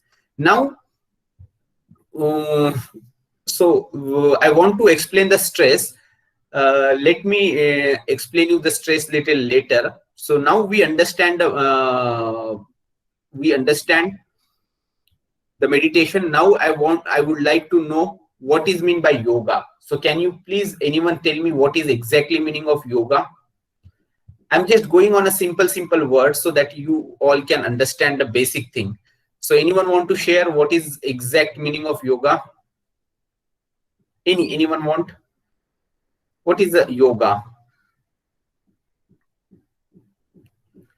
Anything you know about yoga, you can say. Body and mind balancing. So maybe sir, you are correct, sir, Mishra sir, but this is a benefit. It balances the body and mind. So what is a simple definition of yoga? What we can say the yoga? So establishing connection with the God.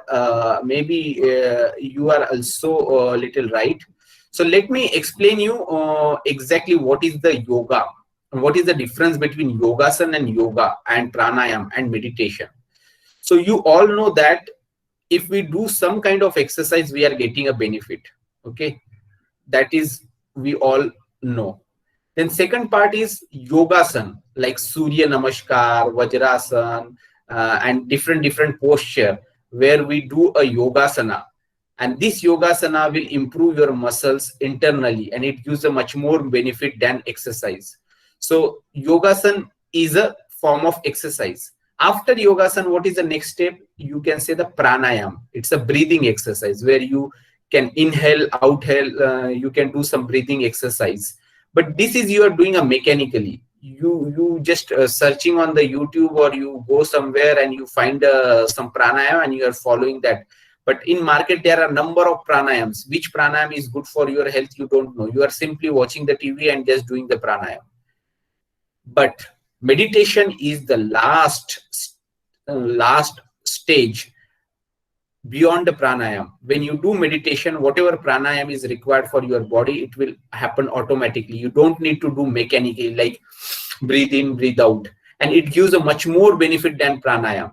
So this is the meditation, which is the last state where we go into the thoughtless awareness, and the yoga will establish. Yoga is nothing but the connection with your own energy, with the cosmic power. That is the real meaning of yoga. If you search the yoga, real meaning of yoga on Google, or maybe if you search on government website called Ayush Ministry, they will say union or connection with your own energy, with the cosmic power. So then the question will come, where is that energy? So that energy we call as a kundalini, which is located at the sacrum bone at the bottom of your spinal cord. This energy we call as a kundalini. Why we call as a kundalini? Because it is in a coil form. The coil word in Sanskrit called as kundal, and since it's motherly energy, that is why we call as a kundalini energy.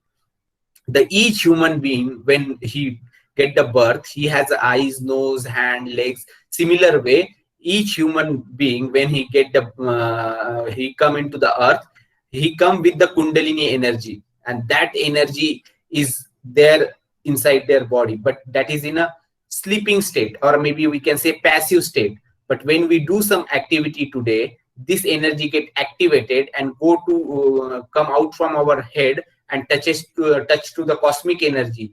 That time the real yoga happen, and once that real yoga happen, you will get a thoughtless awareness. Then that is a meditation state.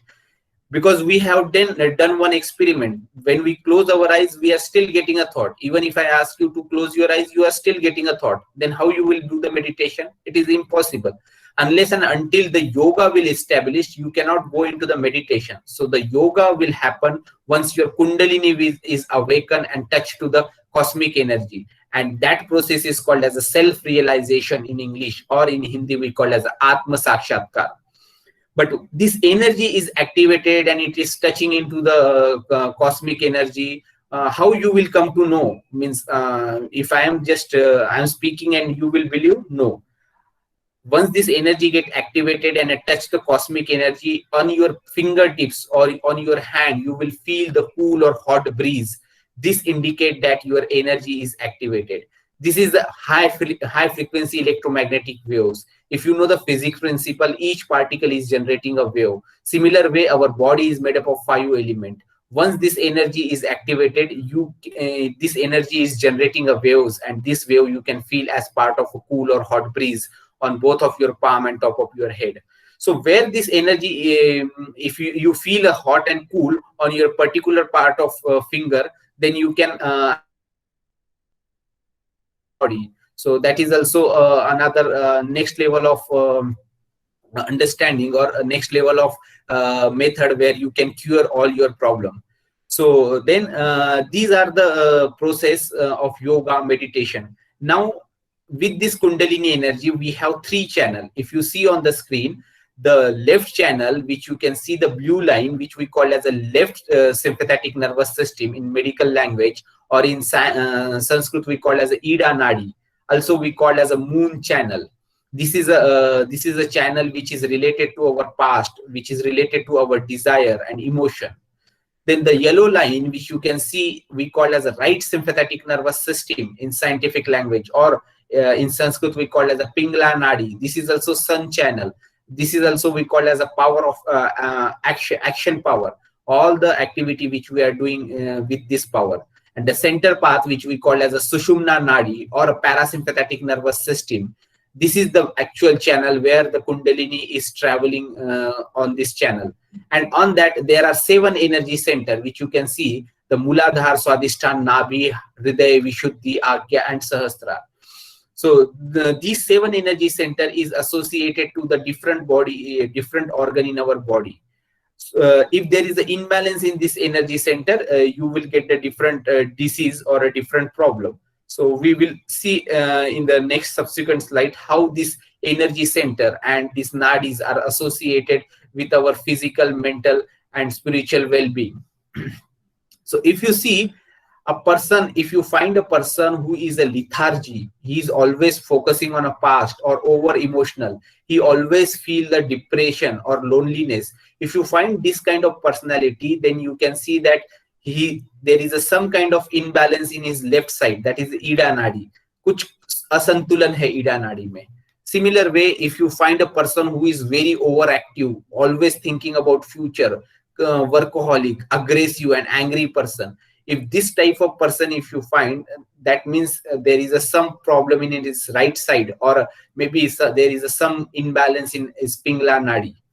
But the person whose left and right side is completely balanced, that person is very positive, very peaceful person, completely balanced personality, and thinking every time thinking very positively.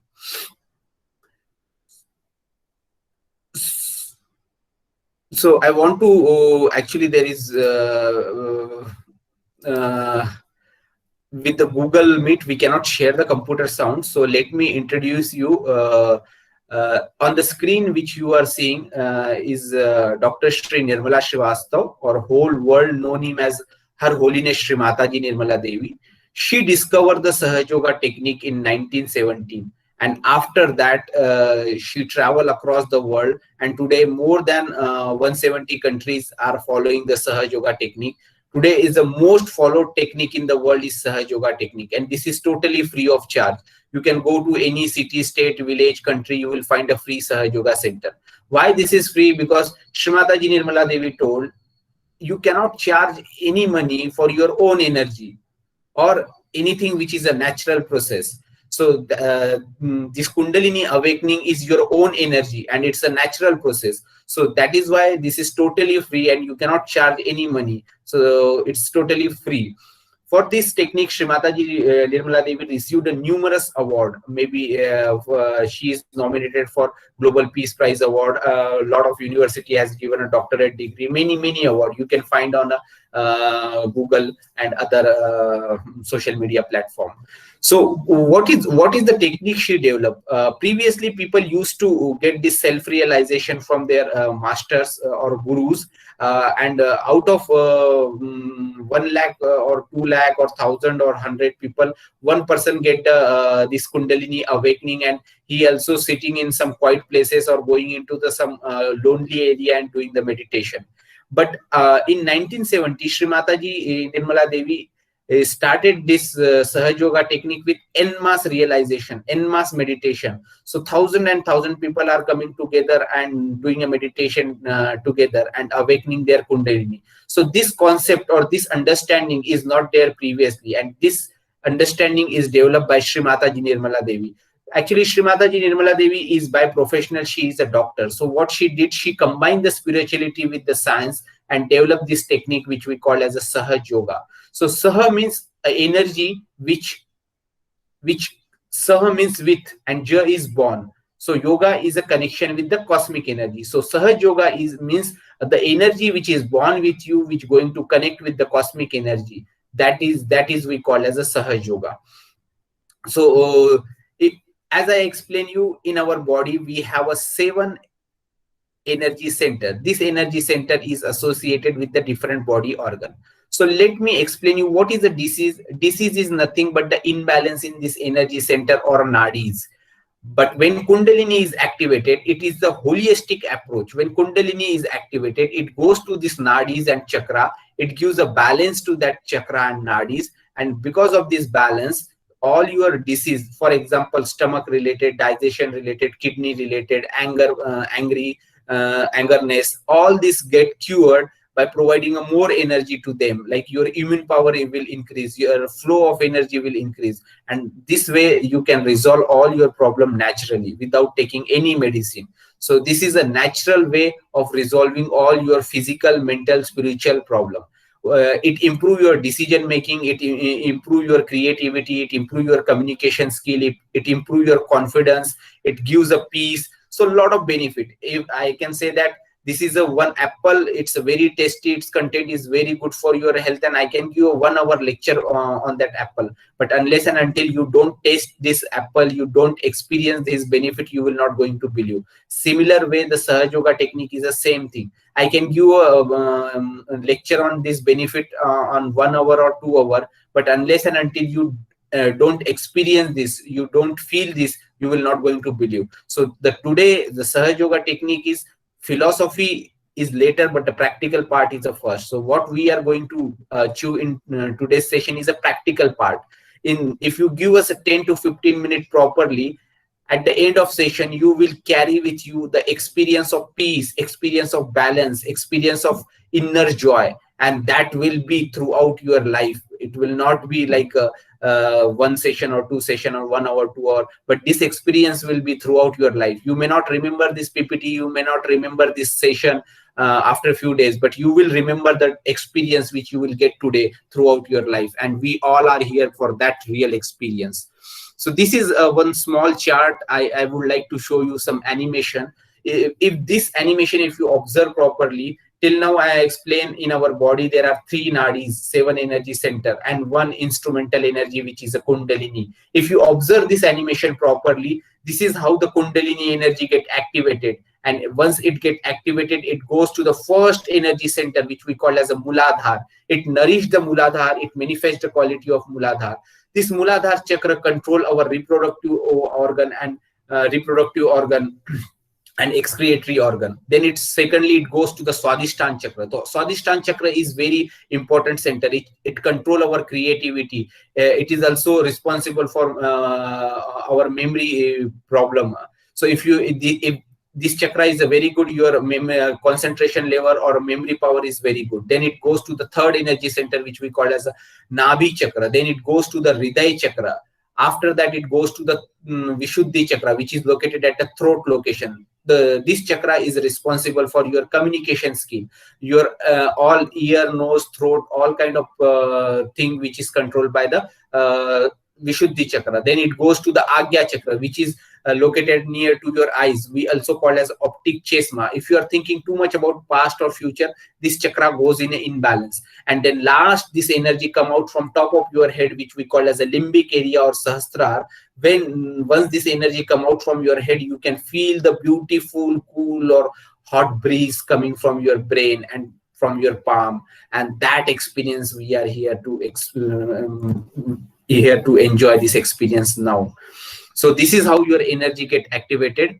So I wanted to give a little what is a balanced state and imbalanced state. For example, the Swadhisthana chakra. When the Swadhisthana chakra is in balanced state, it provides an equal amount of energy to your brain, liver, heart, kidney, pancreas.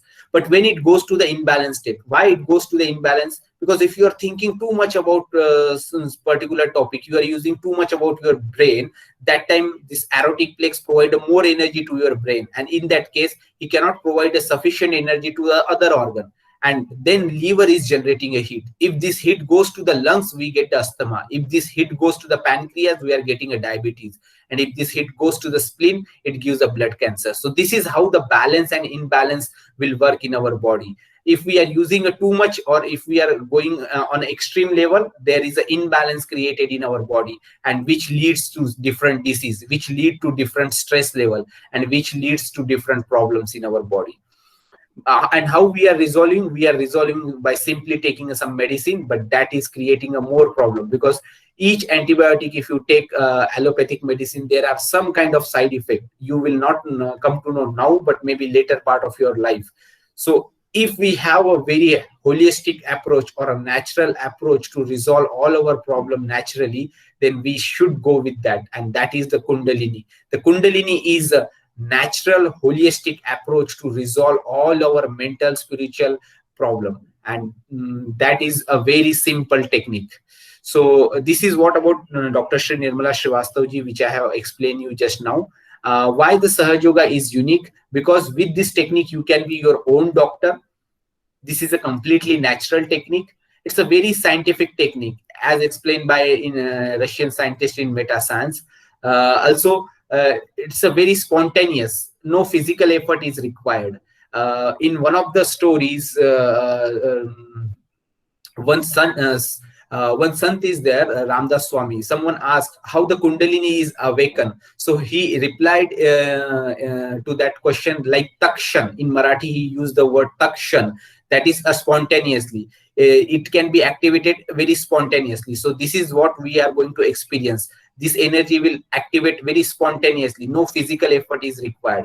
And it's a living process. You can verify and you can immediately understand on your palm. You don't need to ask other person, or you don't need to believe on any other theory, because this is a feedback mechanism. You can experience on your palm. So let's start this thing. So this is theory part is over. Now we are going to have the practical part. So let me know if you all are ready. Can we start the practical part? Okay. So just I want to play some music. Let me know if you can able to.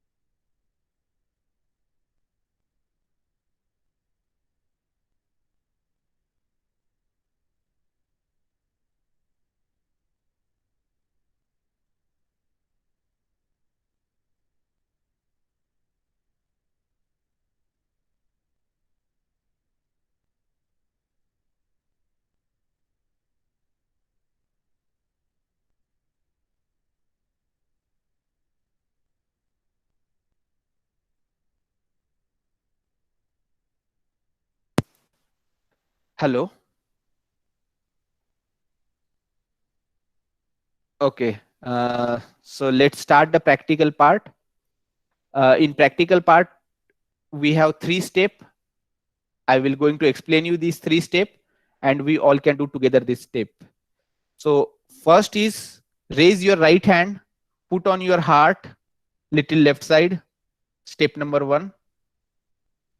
Then step number 2, raise your right hand, put on your forehead horizontally, press it little bit hard, squeeze your palm, move your head little down. And third step, stretch your palm, put on top of your head, press it little bit hard, and rotate 7 times clockwise direction. These are the simple 3 steps we need to perform. So all are ready? Can we start the session? So only request is like, if you are wearing a tight belt or tight watch, just lose it out little bit so we can be relaxed. Also, if you are wearing a shoes or sleeper, you can remove the shoes and sleeper so that you can touch. If you are sitting on a chair, you can sit comfortably and your feet can touch Mother Earth. If you are sitting on a ground, you can sit on Sukhasana or Padmasana, whichever is comfortable for you. Okay. Now let's start the session. Keep your both the hand on your lap. Palm will be facing toward the sky. Your spinal cord should be upright and straight. Be in a relaxed position and slowly close our eyes. धीरे धीरे हम अपनी आंखें बंद करेंगे. Both the hand on our lap. Palm will be facing toward the sky. Spinal cord should be upright and straight. हमें प्रसन्न चित्त होके बैठना है. हमें अपने विचारों को देखना है. इसमें उलझना नहीं. हम अपने दोनों हाथों पे और सर के ऊपर देखेंगे बंद आंखों से कि हमें क्या महसूस हो रहा है, कुछ ठंडा या गरम।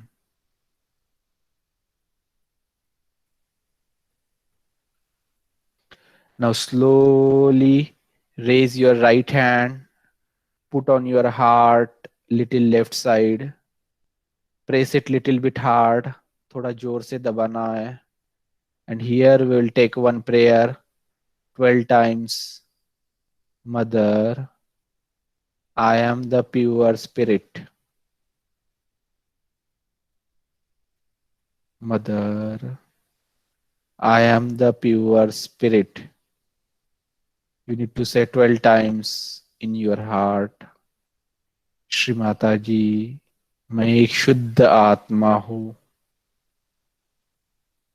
मैं मन नहीं, बुद्धि नहीं, शरीर नहीं, मैं एक शुद्ध आत्मा हूँ.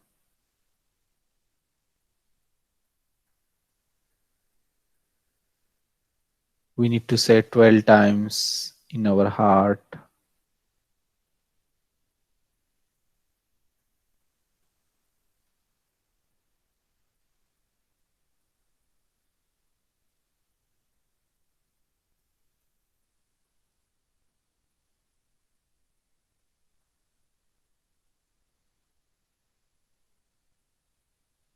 Now slowly take your right hand, put on your forehead horizontally, press it little bit hard, squeeze your palm, move your head little down.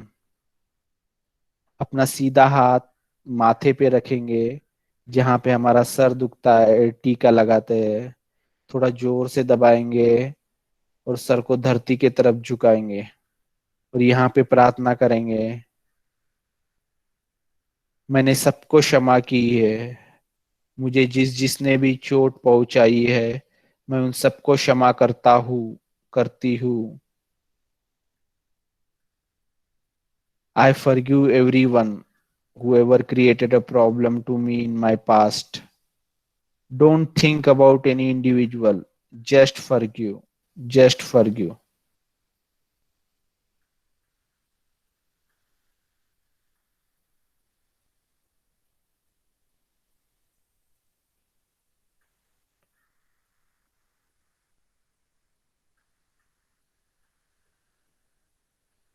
Now slowly take your right hand, put on top of your head, stretch your palm, press it little bit hard, and rotate 7 times clockwise direction. And here you need to pray, Mother, please give me my self-realization. You need to say 7 times in your heart, Mother, please give me my self-realization.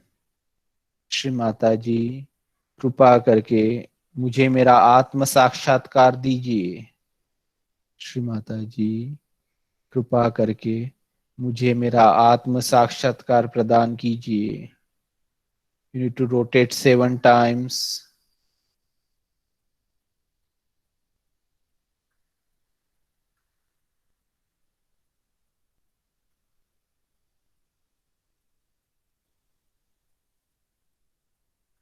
Now slowly take your both the hand back to your lap. Your spinal cord should be upright and straight. Be in a relaxed position. Don't do any movement in your body. We are going in a deep meditation state. Just for a few seconds, observe your both the palm and top of your head.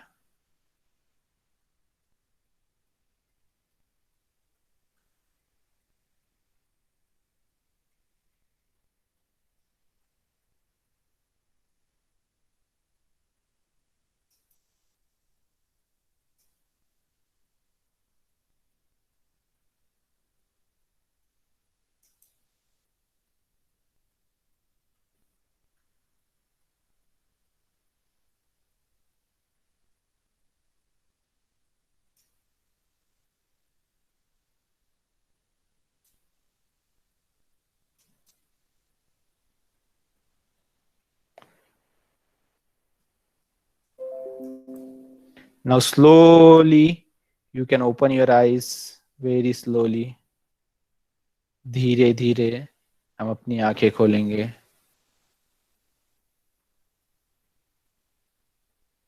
We can observe our both the palm and top of our head.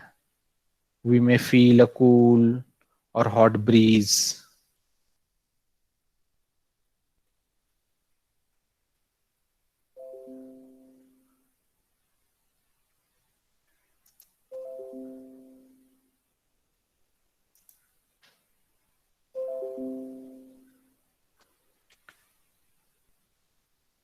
Now, the last step we can do together. I request you all participant, if possible, you can switch on your video just for 1 or 2 minutes. So we all can do this step together. Raise your right hand on top of your head and move little up, down, left, right, and see if you can feel a cool or hot breeze. So please switch on your video so we can see all together. So thank you, sir. I can see you. There are a few people who started the video. Just try to move little up, down, left, right. See if you can able to feel. Thank you, Rajshekar, sir. I can see you. Thank you, Shri Hari, sir. I can able to see you. Thank you, ma'am. So Indu ma'am, Dr. Debashish Mitra. So now take your right hand back to your lap. Try with the left hand. See if you can able to feel that energy. Move little up, down, left, right. See if you can able to feel that energy.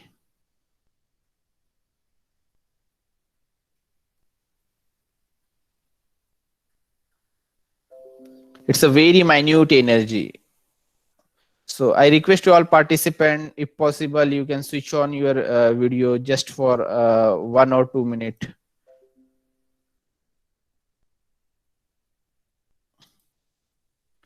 Now take your left hand back to your lap. Try again with the right hand. See if you can able to feel that energy. So thank you. I can see you, Ashish Patil sir, Kumar sir. Yes, I can see you. Move little up, down, left, right. I request you all participants just for few seconds. If possible, you can switch on your video. Move little up, down, left, right. You can feel that energy. Now stretch your both the arm toward the sky like this. Stretch your arm. You can stretch your arm as much as you can. Move your head backside. And here we'll ask one question in our heart. Mother, is this the experience of self-realization? क्या यही आत्म साक्षात्कार की अनुभूति है? And slowly we can do namaskar in front of our heart the way we used to do namaskar. And we can open our palm like this. Slowly we can open the palm like this. And maybe you can feel the cool or hot breeze between the palm. Did you feel the cool or hot breeze? Motin sir, Shri Hari sir, did you feel some energy? Okay, Rajshekar sir, Ashok Kumar sir. What about Ashish Patil sir? Okay, Indu ma'am feel, Dr. Debashish Mitra ma'am, yes, cool breeze. So very good experience, ma'am. So because few of the people you started your video, so I could able to recognize you. The rest of I am not sure. So this is very good. If you switch on this video, I can quickly understand who is doing good. But anyway, how many people feel cool or hot breeze? Now you can switch off your video. Thank you for switching on. Thank you for accepting request. How many people feel the cool? How many people feel the hot? Okay. So there are many people feel a cool or hot. So this is very good. I'm posting on feedback form on chat.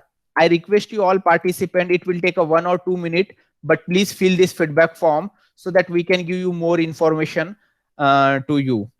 Now we are moving to question answer, and you can ask any question whichever you have. Like if you have diabetes, heart problem, blood pressure, or any short temper issue, aging issue, or you cannot concentrate, anything whichever you have a problem, you can ask. We can give you the solution. So we are moving to question answer. Any question? You can unmute your mic and you can ask what to do for headache issue. It's very good, ma'am. Thank you for asking this question. The headache will come because of Agya Chakra, which is located near to your eyes. So if this goes in imbalance, you get the headache. So what you need to do, raise your right hand, put on your forehead, press it little bit hard, move your head, and just you need to pray, I forgive, and then do meditation. If you do this for a 1 week time, your headache will go completely zero, means you will not get the headache. So you can try this and let me know after 1 week. Okay, because you can connect me once you fill the feedback form. We can connect with each other through email, and I am posting my number also, so you can contact me anytime. Also, we have a WhatsApp group. If you are interested, you can join, where we are conducting the advanced level of meditation every Sunday on Zoom. So I posted the WhatsApp link also. Okay. So any suggestion on migraine symptoms? Okay. So migraine, this migraine issue, this is because if you do a foot soak with meditation, this migraine will go away completely. But because of a time limitation today, I could not able to explain you the foot soak technique. But maybe I can show you quickly. If I permit, if in future, or maybe I can share this PPT with Dr. Debashish Mitra ma'am. She can share with you, and you can learn the foot soak technique. If you do this foot soak technique and meditation, your migraine will go away. Foot soak technique basically remove all the toxic from your body. Okay. Any other question? So in many times people ask me why we feel a cool breeze, why we feel a hot breeze. But anyway, I didn't got this question today. So what we need to do after this? After this, you need to do meditation every day, 5 to 10 minutes whenever you wake up, and 5 to 10 minutes whenever you are going for sleep. You don't need to follow all this step. You need to just balance your left side and right side. To balance your left side, keep your left hand on your lap and right hand on Mother Earth, and just pray, Mother, please balance my left side. Then take your right hand back to your lap and raise your left hand toward the sky, bending from elbow like this. And you need to pray, Mother, please balance my right side. And then keep your both the hand on your lap. Your spinal cord should be upright and straight. Your concentration on both of your palm and top of your head. Close your eyes and do meditation for 5 minutes, 10 minutes, 15 minutes, whatever time you can do the meditation. Every morning 10 minutes, every night before going to sleep, you 10 minutes. If you do this for next 10-15 days, I will tell you, you will observe the transformation within you. Your all problem will solve automatically. How it will solve automatically?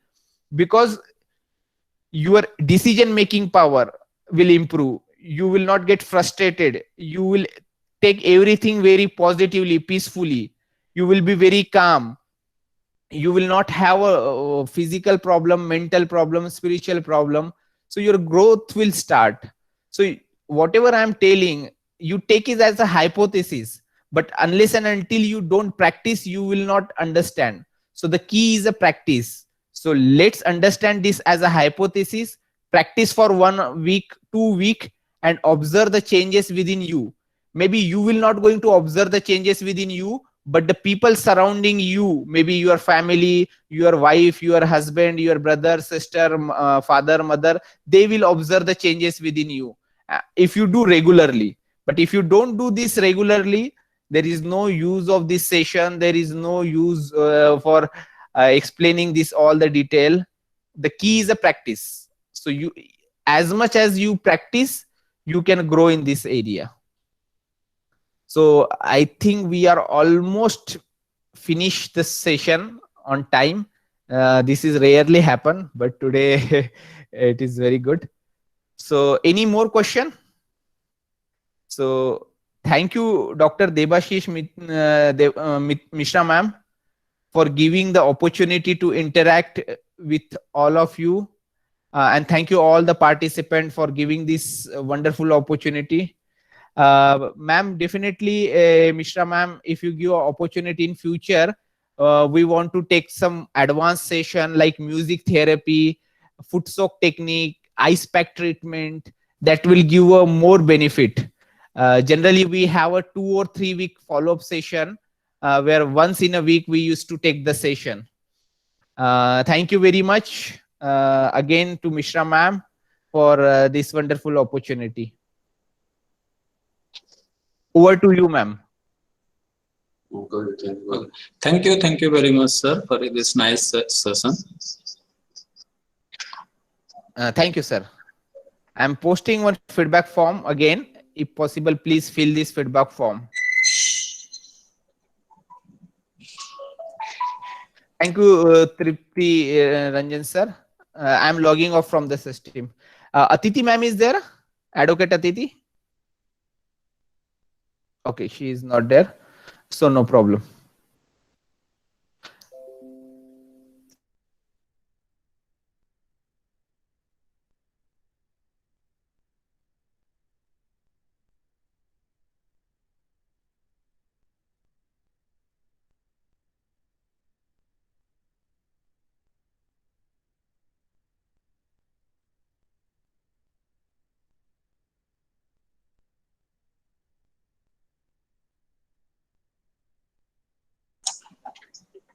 Okay, the quiz link is shared in this chat box. This link will be open.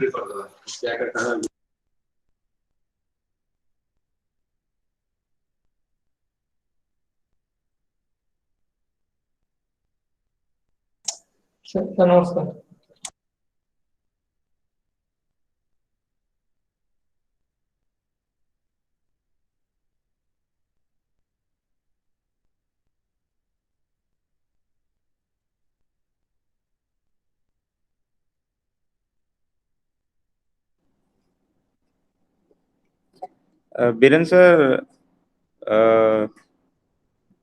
quiz test link share कर लेंगे. Sir, share sir in this. Okay.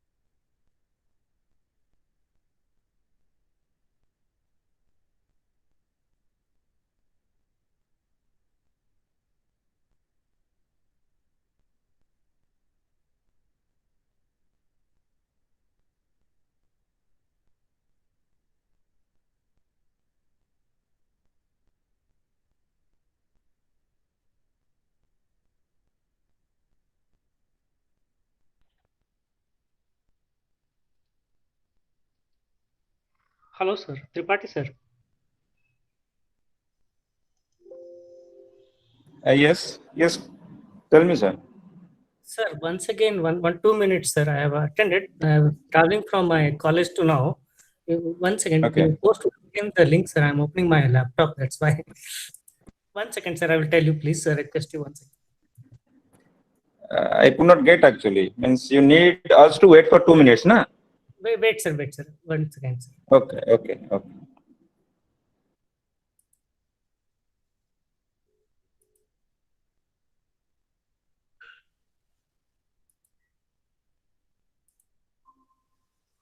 Sir, can you post once again, sir?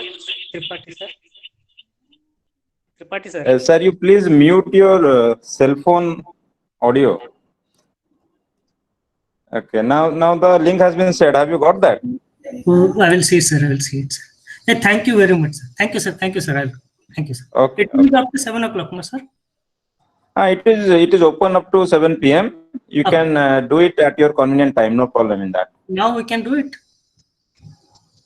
Yes, we'll start the valedictory session now. It Okay. will be of 5 to 10 minutes. So after that, you can do, no problem. It will be Okay, open sir. till 7 p.m. Thank you, sir. Thank you. Thank you very much, sir.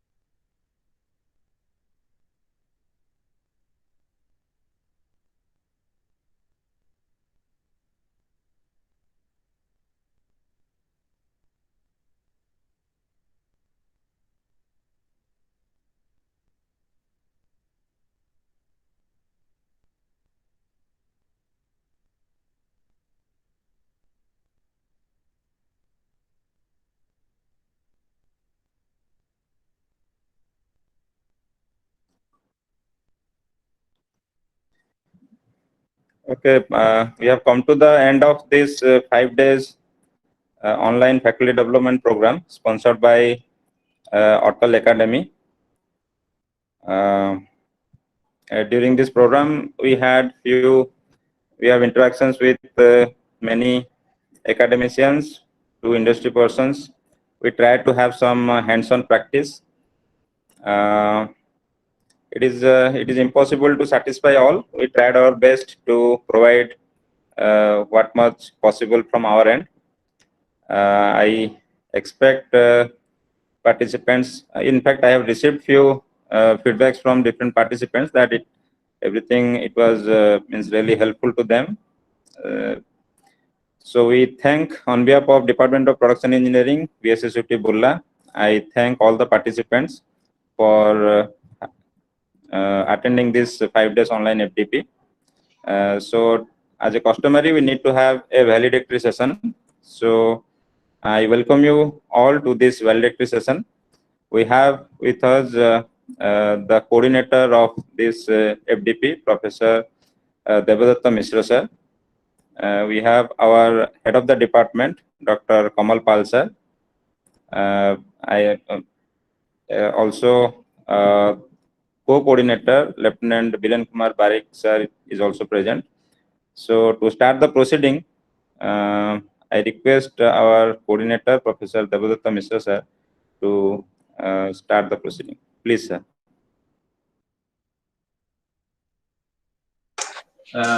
Thanks, Dr. Trupti. Again, we're coming to the end of this Atal FDP. The basic objective was that how this data science or data techniques can be used in the manufacturing scenario. That was the objective.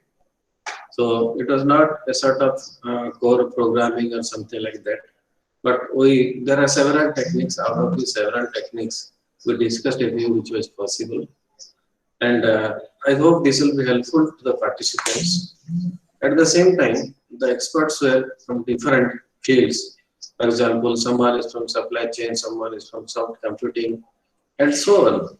So it was a good blend of various avenues of manufacturing or production scenario.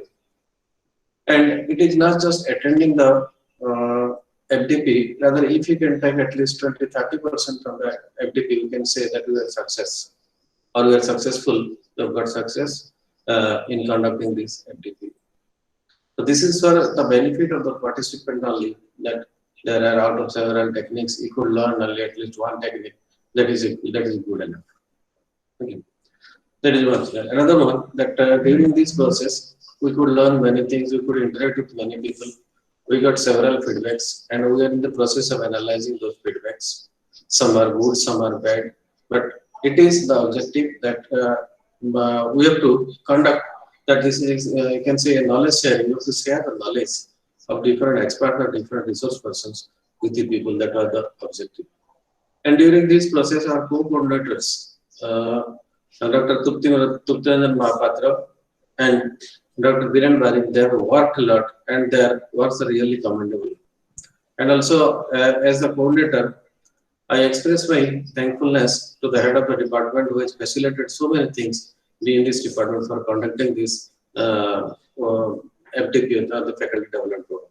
Thank you all. Have a good time. Give your examination and continue your research work.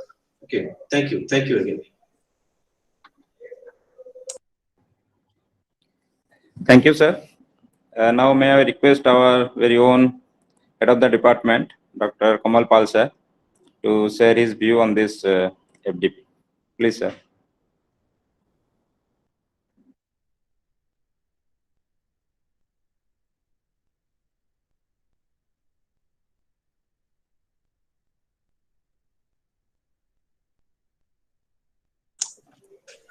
So, thank you all the participants.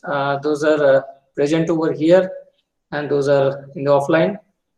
I think you have enjoyed a lot, and this topic on data science and manufacturing, the application of data is enormous, you know, from these lectures, from the industrial persons, as well as from the academicians, from IITs, NITs, as well as from other good institutes, and they have shared their research thoughts. I think you have also communicated with your giving your feedback, not only to your coordinators as well as your respective experts. And I think this is a one type of platform through which you can share your that means you can share your thoughts with the experts, so that you can in your future lives or your future research you can utilize this concept.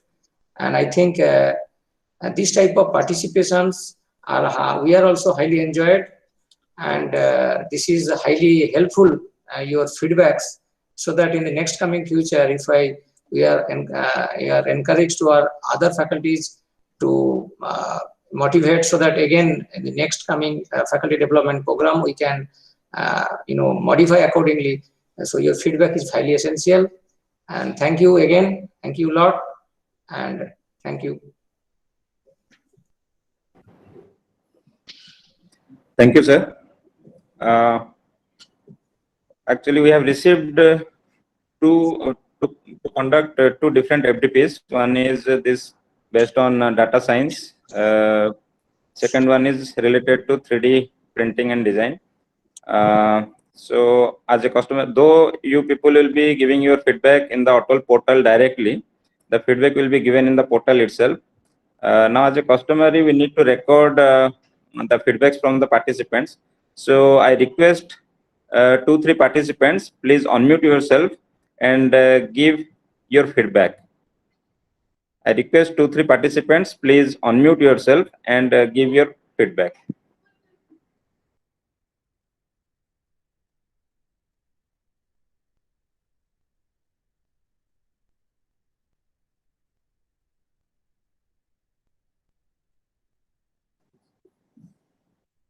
Participant, please, 2-3 participants, please unmute and give your feedback so that we can conclude the valedictory session.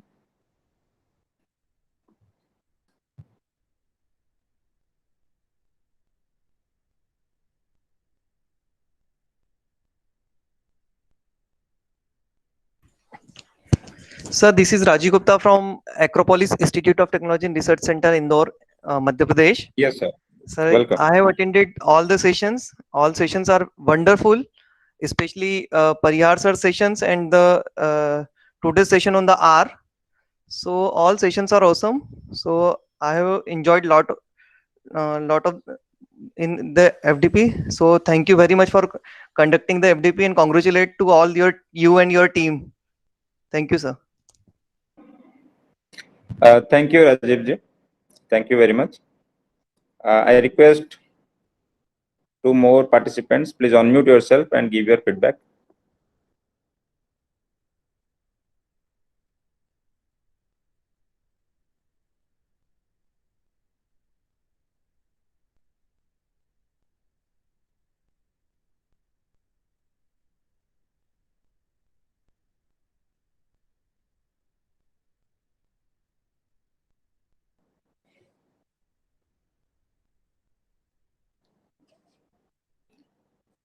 Okay, the test link has been shared. You need to attend the test compulsorily. The link, it will close at 7 p.m. today. So please appear the test and submit it. The attendance will be reflected in your portal itself. We will upload all the attendances either by today night or by tomorrow. So gradually you'll be getting the status of your attendance. And based on your attendance status as well as the test marks, the certificate will be provided by the Otol Academy directly. For any issues, you can contact us in the WhatsApp group. We'll keep it active for coming for a week at least. So any issues, you can drop a message in the WhatsApp group. I request our co-coordinator, Biren Barik sir, to give the vote of thanks and conclude. Please, sir.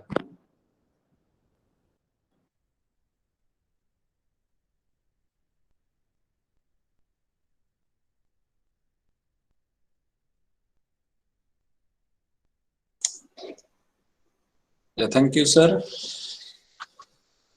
Okay, first of all, I would like to thank all the participants for like their patience hearing this 5 days of online FDP, Otol sponsor FDP program. So first of all, I would like to thank our Honorable Vice Chancellor, sir, Dean CDC for providing all kind of supports for to organize this. And I would like to thank our head of the department and all the other faculty members of our department for giving valuable suggestions and feedback.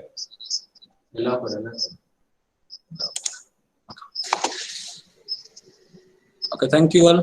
Thank you all the participants. We'll meet again in the next FDP in the month of January.